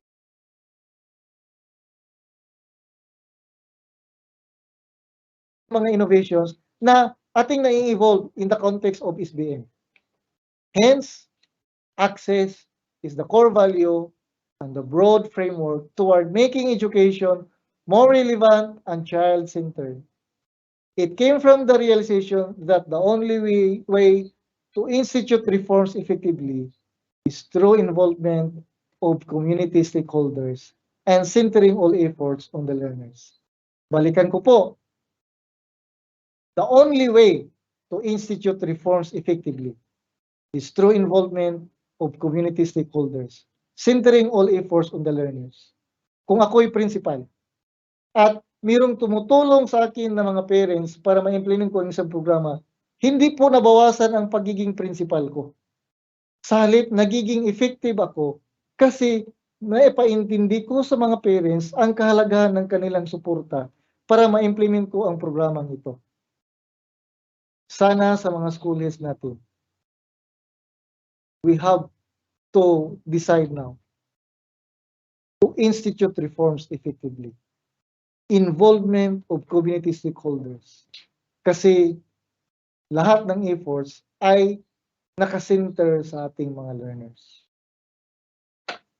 Education is for improving the lives of others and for leaving the community and world better than you found it, according to Marian Wright Edelman. Thank you very much.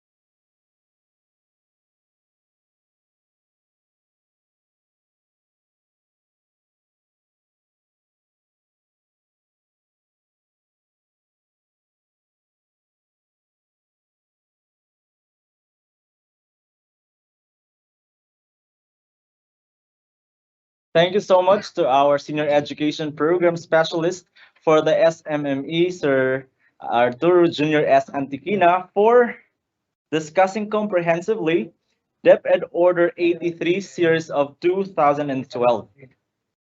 And now, ladies and gentlemen, please help me in welcoming our Education Program Supervisor in the School Governance and Operations Division, Dr. Antonio O. Ganov, for the presentation of Division SBM Composite Teams and its roles and responsibilities. Sir Tom.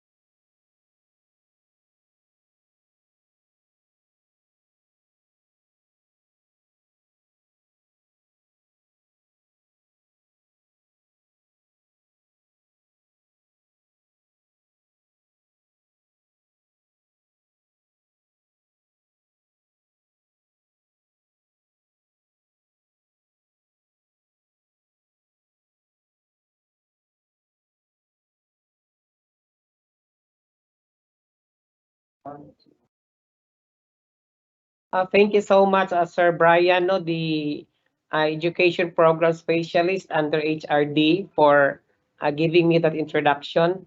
So it's always been my pleasure to give the warmest of my morning greetings to our officials in the top management, to our schools division superintendent, Dr. Maharani M. Jacinto, to two of our assistant schools division superintendent, Dr. Raymond Salvador and Dr. Romeo M. Daligdig, to the Chief of SGOD, Dr. Ernesto F. Tardo, and to our CID Chief, Dr. Juliet A. Magallanes, and of course to all the participants joining with us in this particular activity, our public schools district supervisors, our principals in charge of the district, to all our school heads and the school SBM coordinators, good morning once again.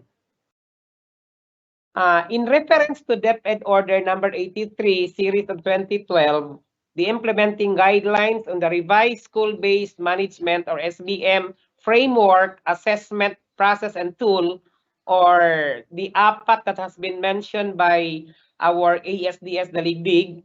So DepEd Zamboanga del Sur supports the implementation of the enhanced processes of assessing and validating school-based management level of practice for calendar year 2022 being set forth and issued by the region through Regional Memorandum Number 373, Series of 2021.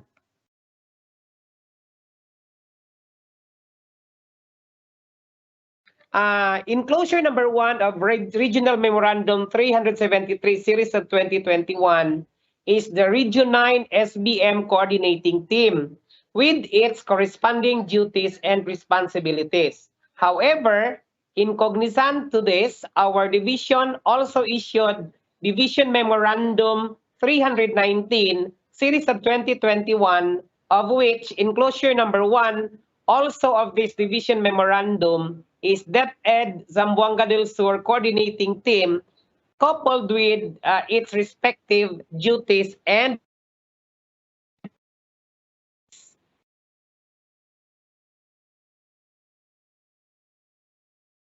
so on top of the Zamboanga del Sur SDO SBM coordinating team are our officials in the top management. So we have Ma'am Maharani M. Jacinto, our schools division superintendent, as the chairperson. Then vice chairpersons are the two assistant schools division superintendents, Dr. Romeo M. Daligdig and Dr. Raymond M. Salvador. Then we have down below our lead implementers, the chief of the SGOD, Dr. Ernesto F. Tardo, and CID Chief, Dr. Juliet A. Magallanes. Napa na?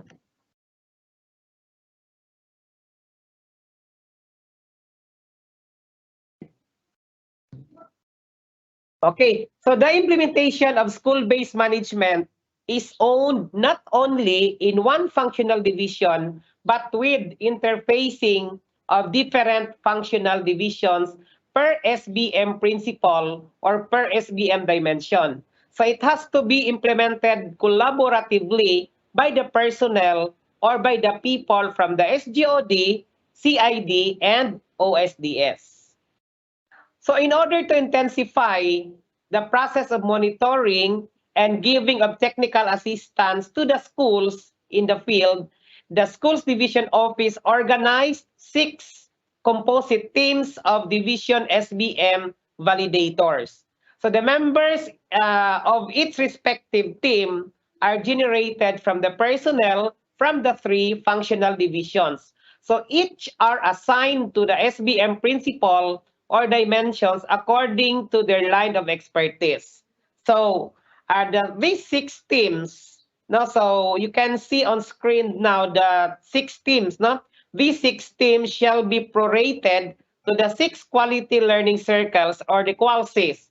But as of now, they don't have yet the specified quality of assignment. So our purpose of presenting this to you at this moment is to inform the field that our SDO has been organizing these 6 composite teams that will take charge of the schools who would signify their intention to be validated in the respective districts. So if your school belong to one or quality one, so the team that would be assigned to that quality will go to that school and do the validation or assessment.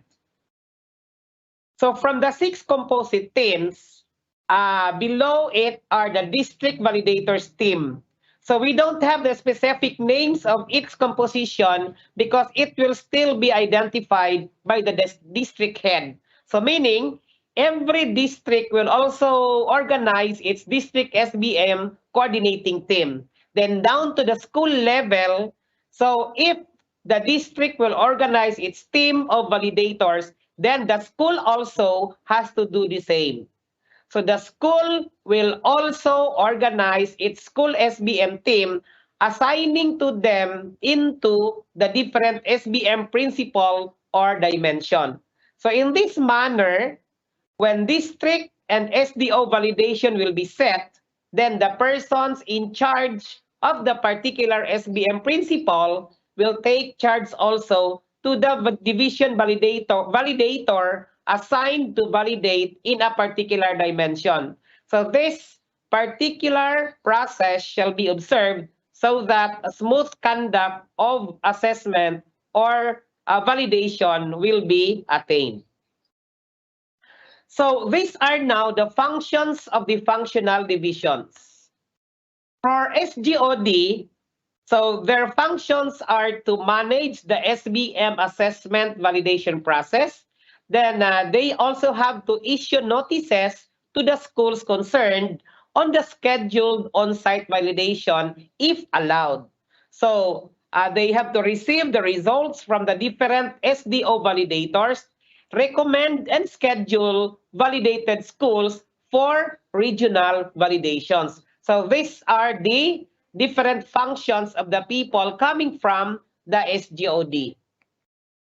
The other functional divisions, however, their functions are to engage in the assessment validation processes based on their specialized functions and SBM principal assignment. So, and then they also have to take charge of submitting the results of the assessment validation to the Office of the Schools Division Superintendent with reports on the technical assistance provided, best practices, and recommendation for accreditation 5 days after the conducted validation. So the composition of the Zamboanga del Sur Division School-Based Management Task Force with roles and functions and terms of references. So in the previous slides, we were informed about the functions of the different functional divisions.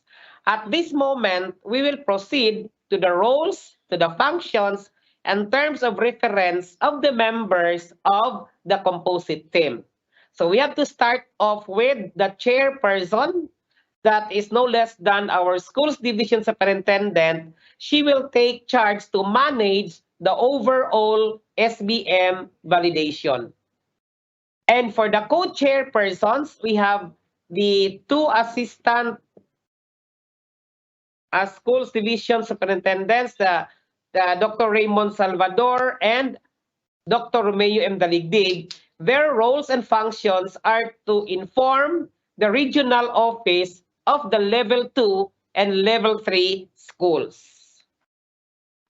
For the focal persons or the lead implementors, in which we have in our division the 2 chiefs, Chief Ernesto F. Tardo and Chief Juliet A. Magallanes as lead implementers or focal persons, their functions or their roles are to plan for the details, recommends procedures or guidelines in the validation.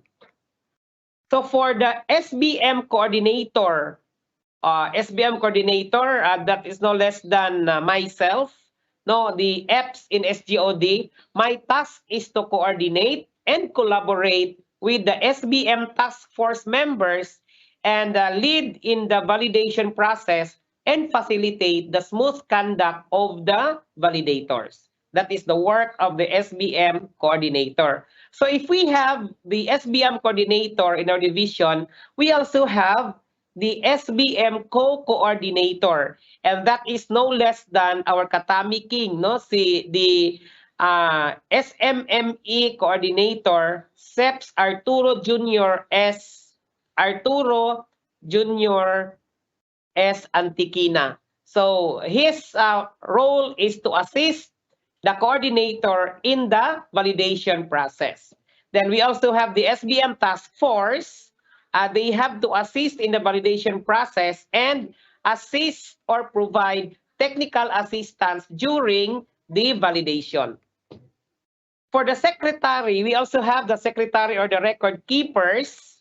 Now, they have to act as secretary and keep all records and documents during the SBM validation. We have 6 composite teams, so definitely we also be having 6 record keepers or 6 secretaries. So we have the Armelina Ciballos, J. Frix Katakutan, Brian Telempros, Kathleen Joy Padilla, Erwin Lopez, and Leia Ramirez. They are our secretaries or record keepers. So that brings me to the end of my presentation this morning. So before I bid goodbye, allow me to leave these sayings that says, great leaders don't tell you what to do, they show you how it's done. Thank you for bearing with me. I am Mr. Antonio Ganub from the SGOD Functional Division na magsasabing, Guro, mabuhay ka!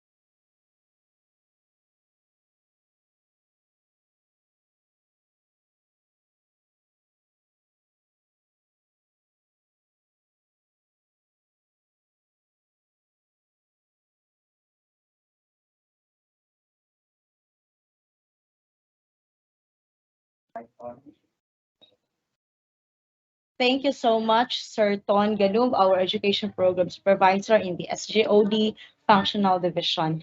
Guro, mabuhay ka. That's it. This time, ladies and gentlemen, let's proceed to the next presentation, and it's on the possible MOVs for leadership and governance dimension and principle, and validating guidelines, techniques, and tools. To discuss this, I give you our SGOD Chief, Dr. Ernesto F. Tardo. Sir, please take your time.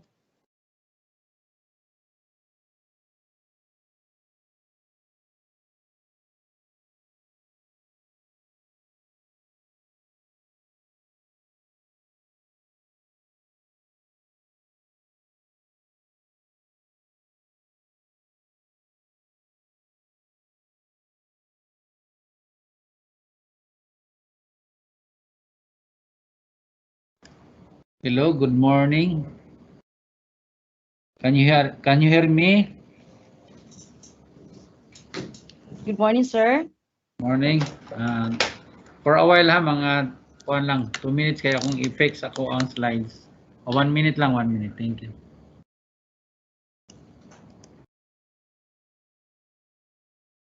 Okay, sir.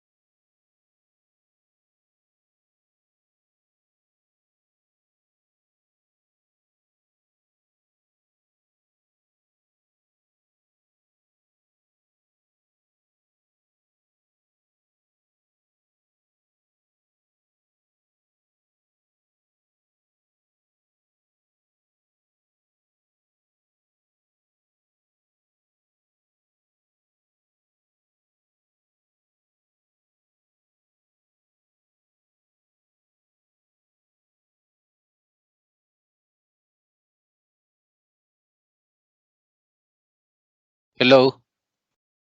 Ano na?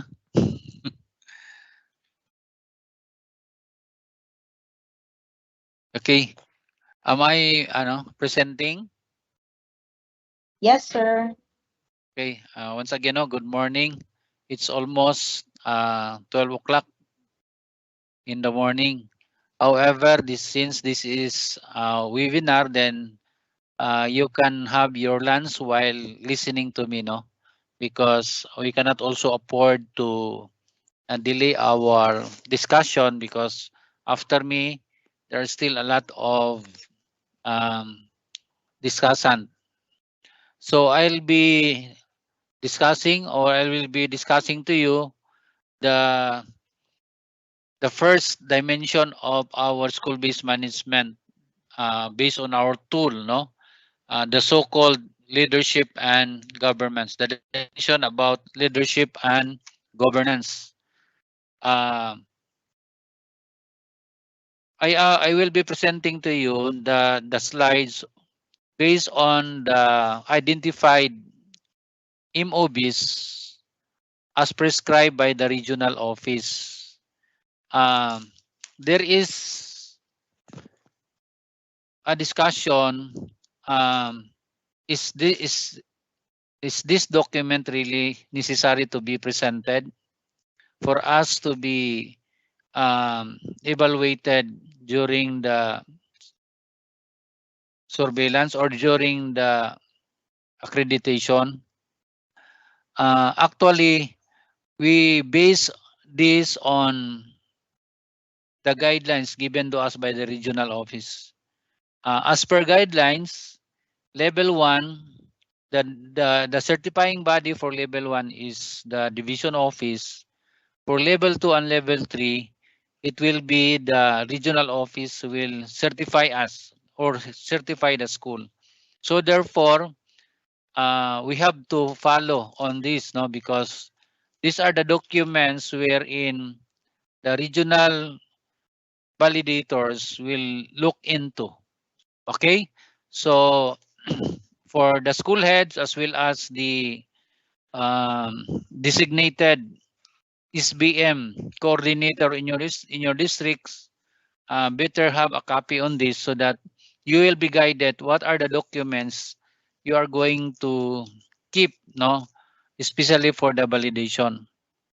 Now, this will be the documents for SBM principle dimension 1, which is the leadership and governance. There is a certain requirements or MOBs for the governance and also for the leadership.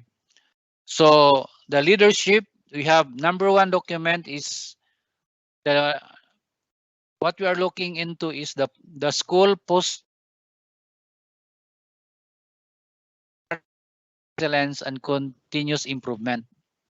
So this is one of the indicator under leadership.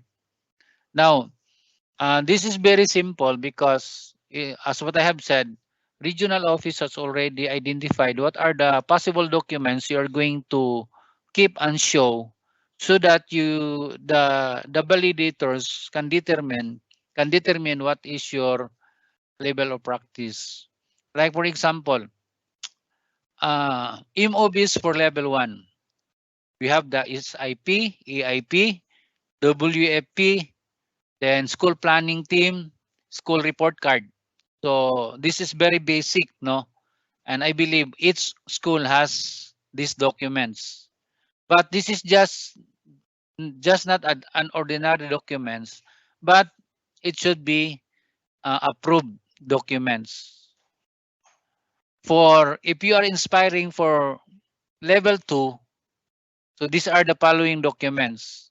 Approved is IP, AIP, of course with picture showing the school leadership leading the development of plans. So ibig sabihin, mayroon na tayong documentation. We have already support documents like pictures. Then another one is documentation of the SIP process, minutes of the meeting, attendance, and picture. So all we know that The one who will make our SIP is the planning team, the school planning team. So you should have a minutes for your school planning team, including the picture during your meeting. Then another documents that we will look into is the implemented EIP with reports of accomplishments. So how can we show that there is an accomplishment? So based on your program of works, based on your SOB, then we will know that you have implemented your EIP. Then for level 3, what are the documents needed or required? So nandito pa rin yung approved SIP, EIP with pictures showing the school leadership leading the development plan with attachment manifesting stakeholders participation. Then implemented EIP with report of accomplishment. Hindi ko lang muna ito i-discuss sa inyo ang level 4 kasi masyado na itong mataas na level, no? So we will be focusing on level 1, level 2, level 3. Now, another document under letter A is school plan for professional development. Saan ito makukuha or makikita natin? Doon sa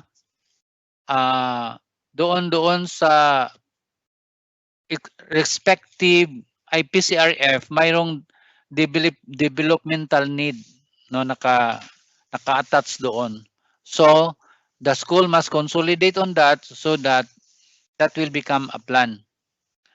Then if to know that you are in level 2, 50% of teachers were trained based on the SPPD with certificates.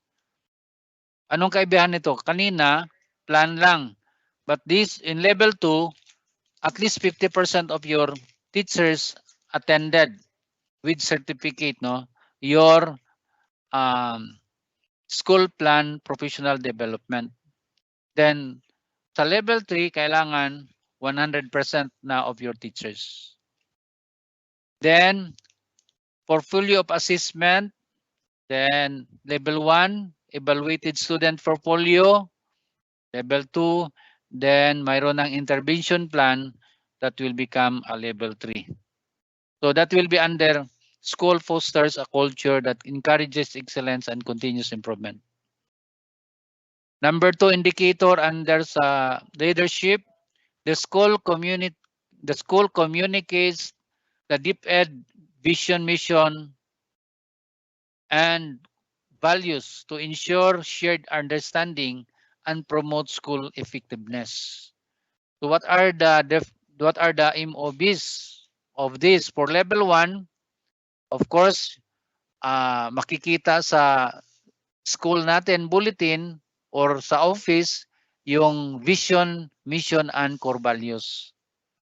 Then, for level 2, dapat hindi lang makikita, naka-post, but it should have a communication plan. Kung paano nyo ito i-communicate to your stakeholders, dapat nakaplano.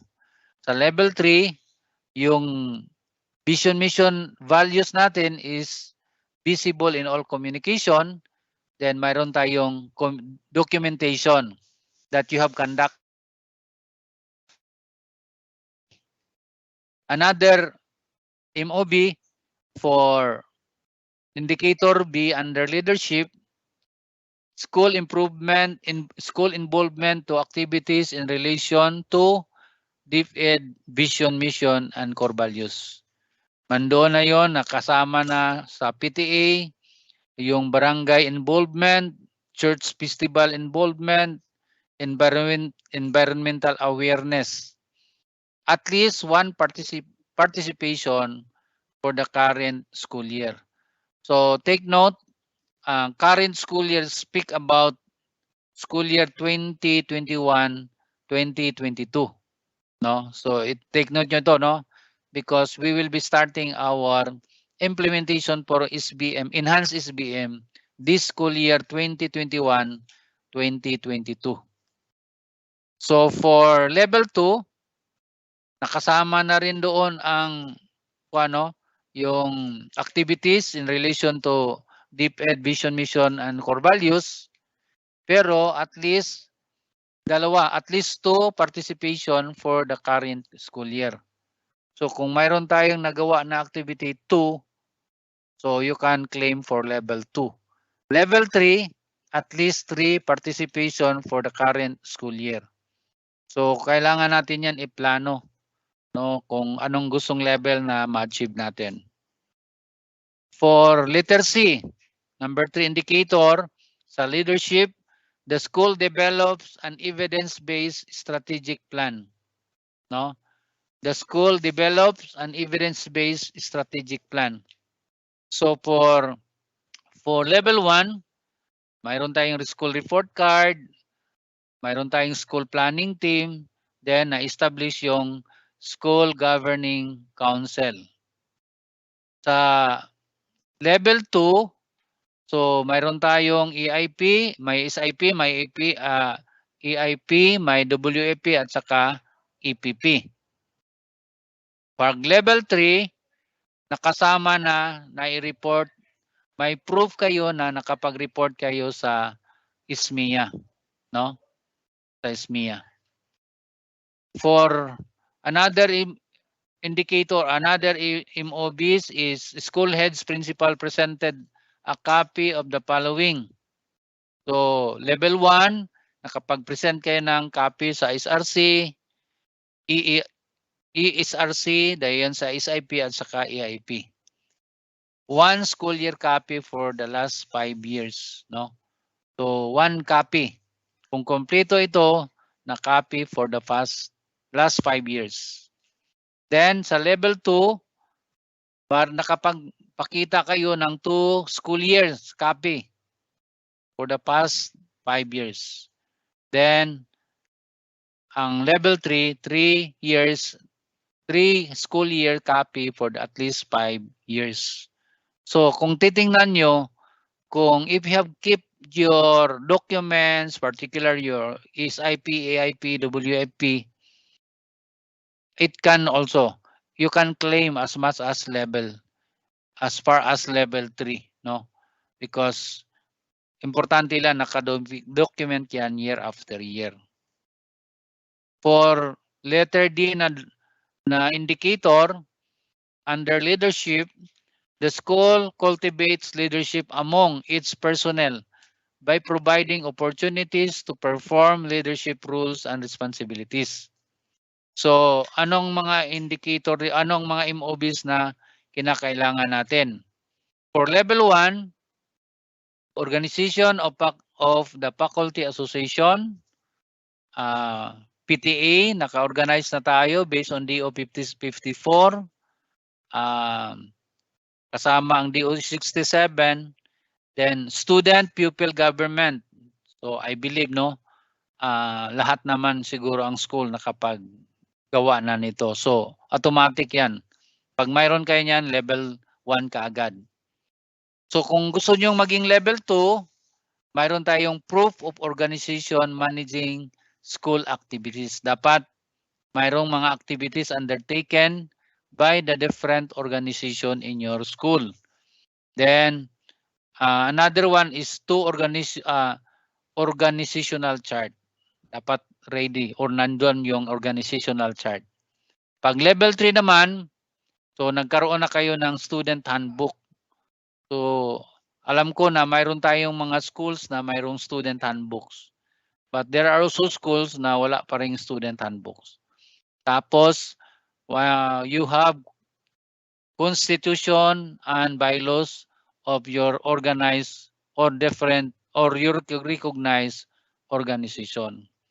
So, itong mga minensyon dito sa level 1, dapat kung mayroon kayong faculty organization, dapat may bylaws sila. Kung may PTA, dapat may bylaws, or student government, dapat may naka-file na constitution and bylaws. Then, another one is, another MOBs is certificate of leadership on school heads or principal training, no? So I believe naman, no, na nakapag-join naman yung mga school head natin sa SHDP. So I believe you have this, no? Kaya leaders, yung level 1 hindi mahirap kukunin. But kinakailangan mayroon kayong certificate of training for teachers. One certificate of training per teacher. Dapat nakapag-train din ang teacher. Then for level 2, certificate of leadership on school heads, 2 certificate of training, then certificate of training per 2 din ang sa teacher. Naka-join kayo ng training sa ang mga teachers. Then certificate of training per admin personnel. Dapat ang admin personnel din mayroon din silang training attended. So pagdating sa level 3, dapat 3 certificate na ang maipakita ng school head, ng teachers, at saka sa non-teaching personnel. So itong letter D, more on training ito, no? More on training. Okay. Yun ang mga indicators for leadership. 4 na indicators for leadership. Now for governance, letter A, an indicator dito is the school ensures active participation of internal and external stakeholders in school governance and operation. So what are the MOBs? So school presented accomplishment of activities based on the ESRC, EIP at saka SIP. On the following, nag-conduct ng PTE Summit, tapos mayroong PTE Assembly, nag-conduct ng early registration, Brigada Eskwela, and others. So, ito ay normal naman ginagawa ng mga school kaya I believe hindi mahirap ang level 1. No? So, accomplishment activities as enumerated. In above, kailangan mayroong minutes and attendance of the SDC meeting, highlighting issuance and concern regarding school governance and operation. Then mayroon tayong minutes sa SUSA, SRC, then proof of meeting na i-communicate as well as the attendance. For level 2, 2 na, presented 2 accomplishment report or activities as enumerated. So, the same pa rin yung mga indicator natin. Pero dapat 2 na. So, provided school-based calendar of activities displayed on the strategic places in the school, stakeholders convergence, then activities conducted by school and stakeholders. So, dapat may plan, may picture, may program, at saka attendance. Pagdating ng level 3, at least presented 3 accomplishment, no, of the activities enumerated. So, mayroon ng provided school-based calendar of activities displayed on the strategic places in the school. Nagkaroon na kayo ng MOA, Memorandum of Agreement, Memorandum of Understanding. Then, of course, the stakeholders initiative as to the programs and the activities.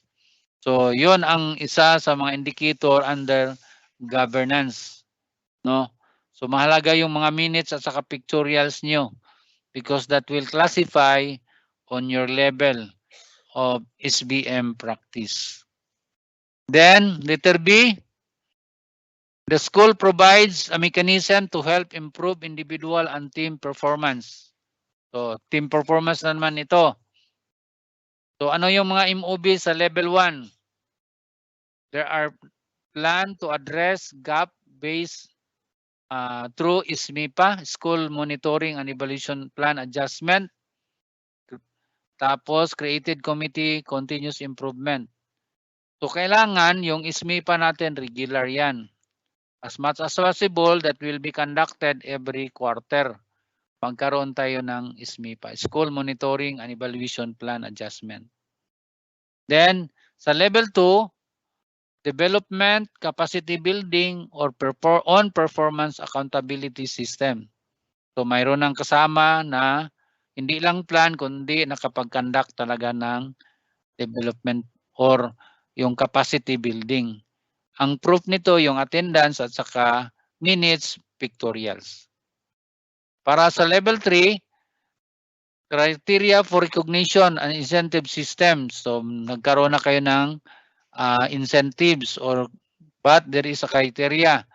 Then evidence and record of coaching. So nakapag-coach na tayo. And then another MOB is school presented innovations and program aligned for the improvement of its personnel and teaching staff in relation to school performance. So nakapaggawa tayo ng innovation, no? Either school innovation or sa principal na innovation. And then sa level 2, dapat dalawa na ang innovation na nagawa natin. Then sa level 3, kailangan ang tatlong innovation na ma-present natin. Of course, it is documented, no? At saka mayroong effect doon sa teaching personnel natin. So, sa research, no, mayroon tayong outline kung paano magawa ng innovation. So, dapat i-document natin yan para we can have a point on our innovation. Then letter C, the school recognizes outstanding individual and team performance, exemplary behavior, and needs-based innovations. So, ano yung MOBs natin dito? We have na level 1, establish award system in the school. So, the question is, nag-conduct ba tayo ng award system kailan mangyari yan? Kung mayroon tayong foundation day sa school, so dapat during foundation day magkaroon ng awarding or any important activities in the school na pwede tayong magbigay ng awards doon sa personnel. Then, level 2, awarding ceremony conducted based on the evaluation of the performance management team. Then level 3, award system guidelines. Dapat may guidelines, prepare the program management team. So, importante ang guidelines, no? So that everyone will be aware what are the criteria of the award. Then another MOBs is school guidelines in the selection of awardees, an outstanding individual, team performance, exemplary behavior based on the innovation and initiative. Then present guidelines, one accomplishment report for the last 5 consecutive years. So, kailangan mayroong established na guidelines sa school, no, in selecting the awardees. So, kung nakapag-establish tayo ng guidelines once lang, that is level 1. Kung 2 accomplishment report for the past 5 consecutive years, then we have level 2. Then 3 accomplishment reports, meaning within 5 years nakapag-award kayo ng 3 consecutive for the 5 consecutive years, then you can get level 3. So, then, nun pa rin. Okay, so, yun lang, no, ang, anyway, all this, what we have mentioned here is included in our division memo in the reconstitution of our school-based management team, as mentioned by Dr. Ganob, that we created different teams, actually 6 teams, no, that coming from different functional division, so that all dimension there is under SBM, there is a person assigned to look into the MOBs. So in other words, per team, mayroong team na mag-look into the governance and leadership, and mayroon ding team na mag-look into the curriculum and other function, other dimension under SBM.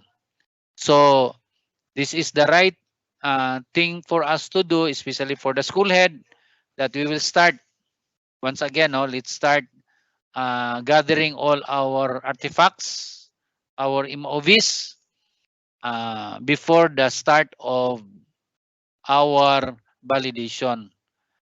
In a way, you will be given enough time because the validation will be starting year 2022. So start recalling all your documents and file it according to per dimension so that it can be easily validated, and you can determine the level of practice in your particular school. So I think and that's all for my assignment, and thank you for listening. And if you have some questions, we are just around. You can chat, you can write it in the chat box so that later on before we close this afternoon, all your queries and questions will be answered. Thank you and good morning to one and all. Good afternoon na di ay kay alas 12 na di ay oy.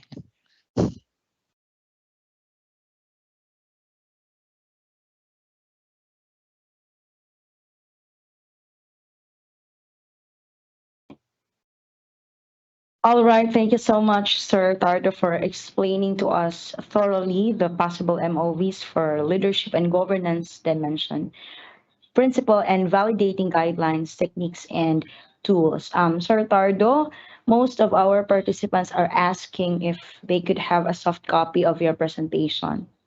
Would it be okay, sir? Okay, we will give them the copy, no? Okay, sir. All dimensions in our tool will be given to them. Okay, sir. Thank you, sir. All right, I think that ends our morning session. Our webinar will resume at exactly 1 o'clock in the afternoon. So please enjoy your lunch, everyone.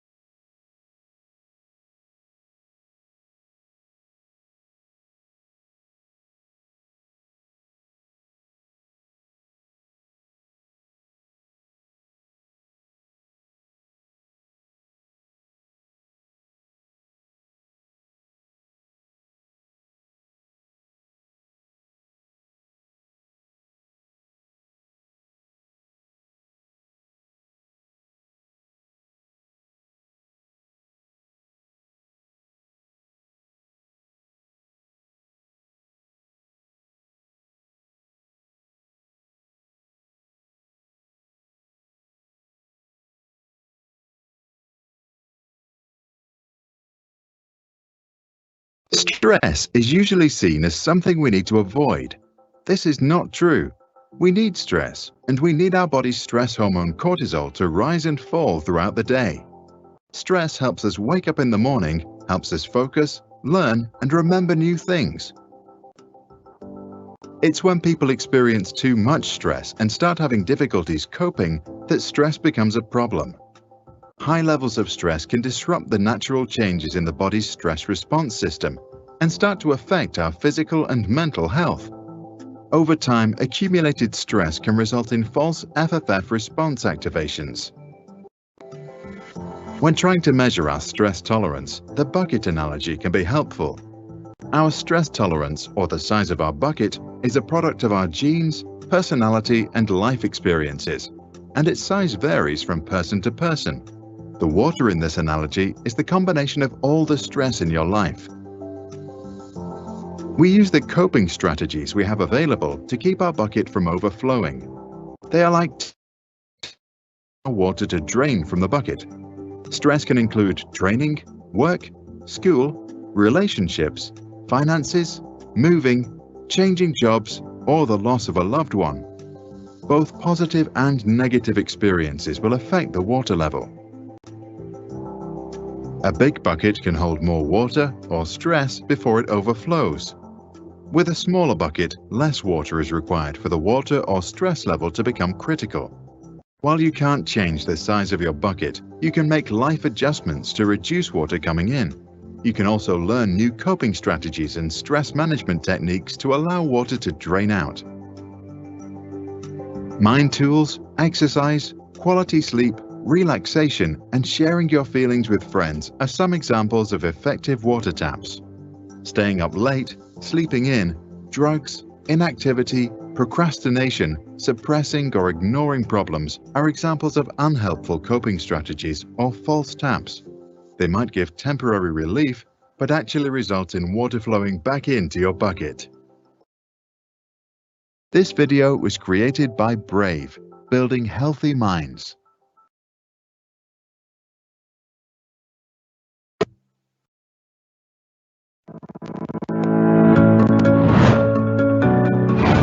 The COVID-19 pandemic has caused us to face various challenges and sufferings that resulted in unprecedented fear, anxiety, worry, uncertainty, and confusion to many of us.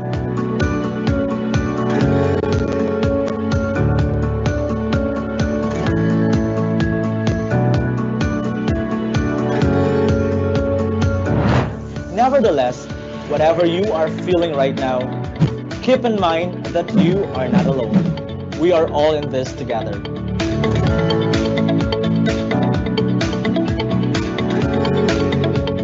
You can reach out, connect, and talk to someone. We, your DepEd Zamboanga del Sur family, is here to hear you. The DepEd Zamboanga del Sur now officially launches the Here to Hear program, an online psychological support intervention for learners, teachers, non-teaching personnel, and parents.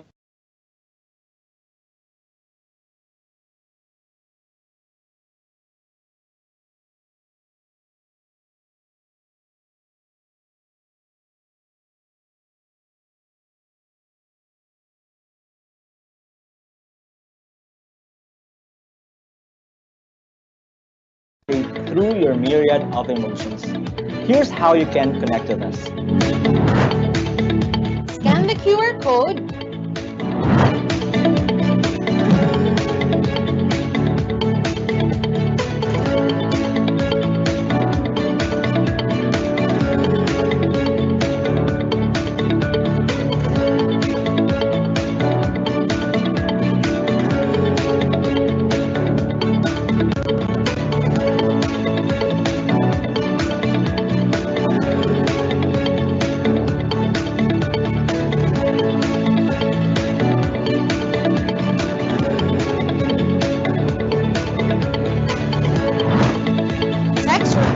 hotlines, or visit and message our official FB page Here to Hear.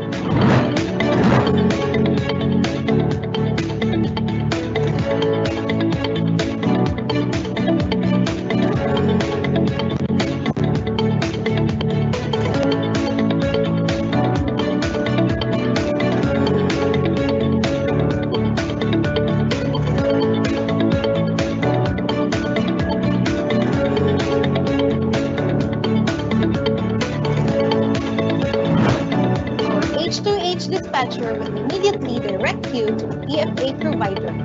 Rest assured that our conversations are confidential.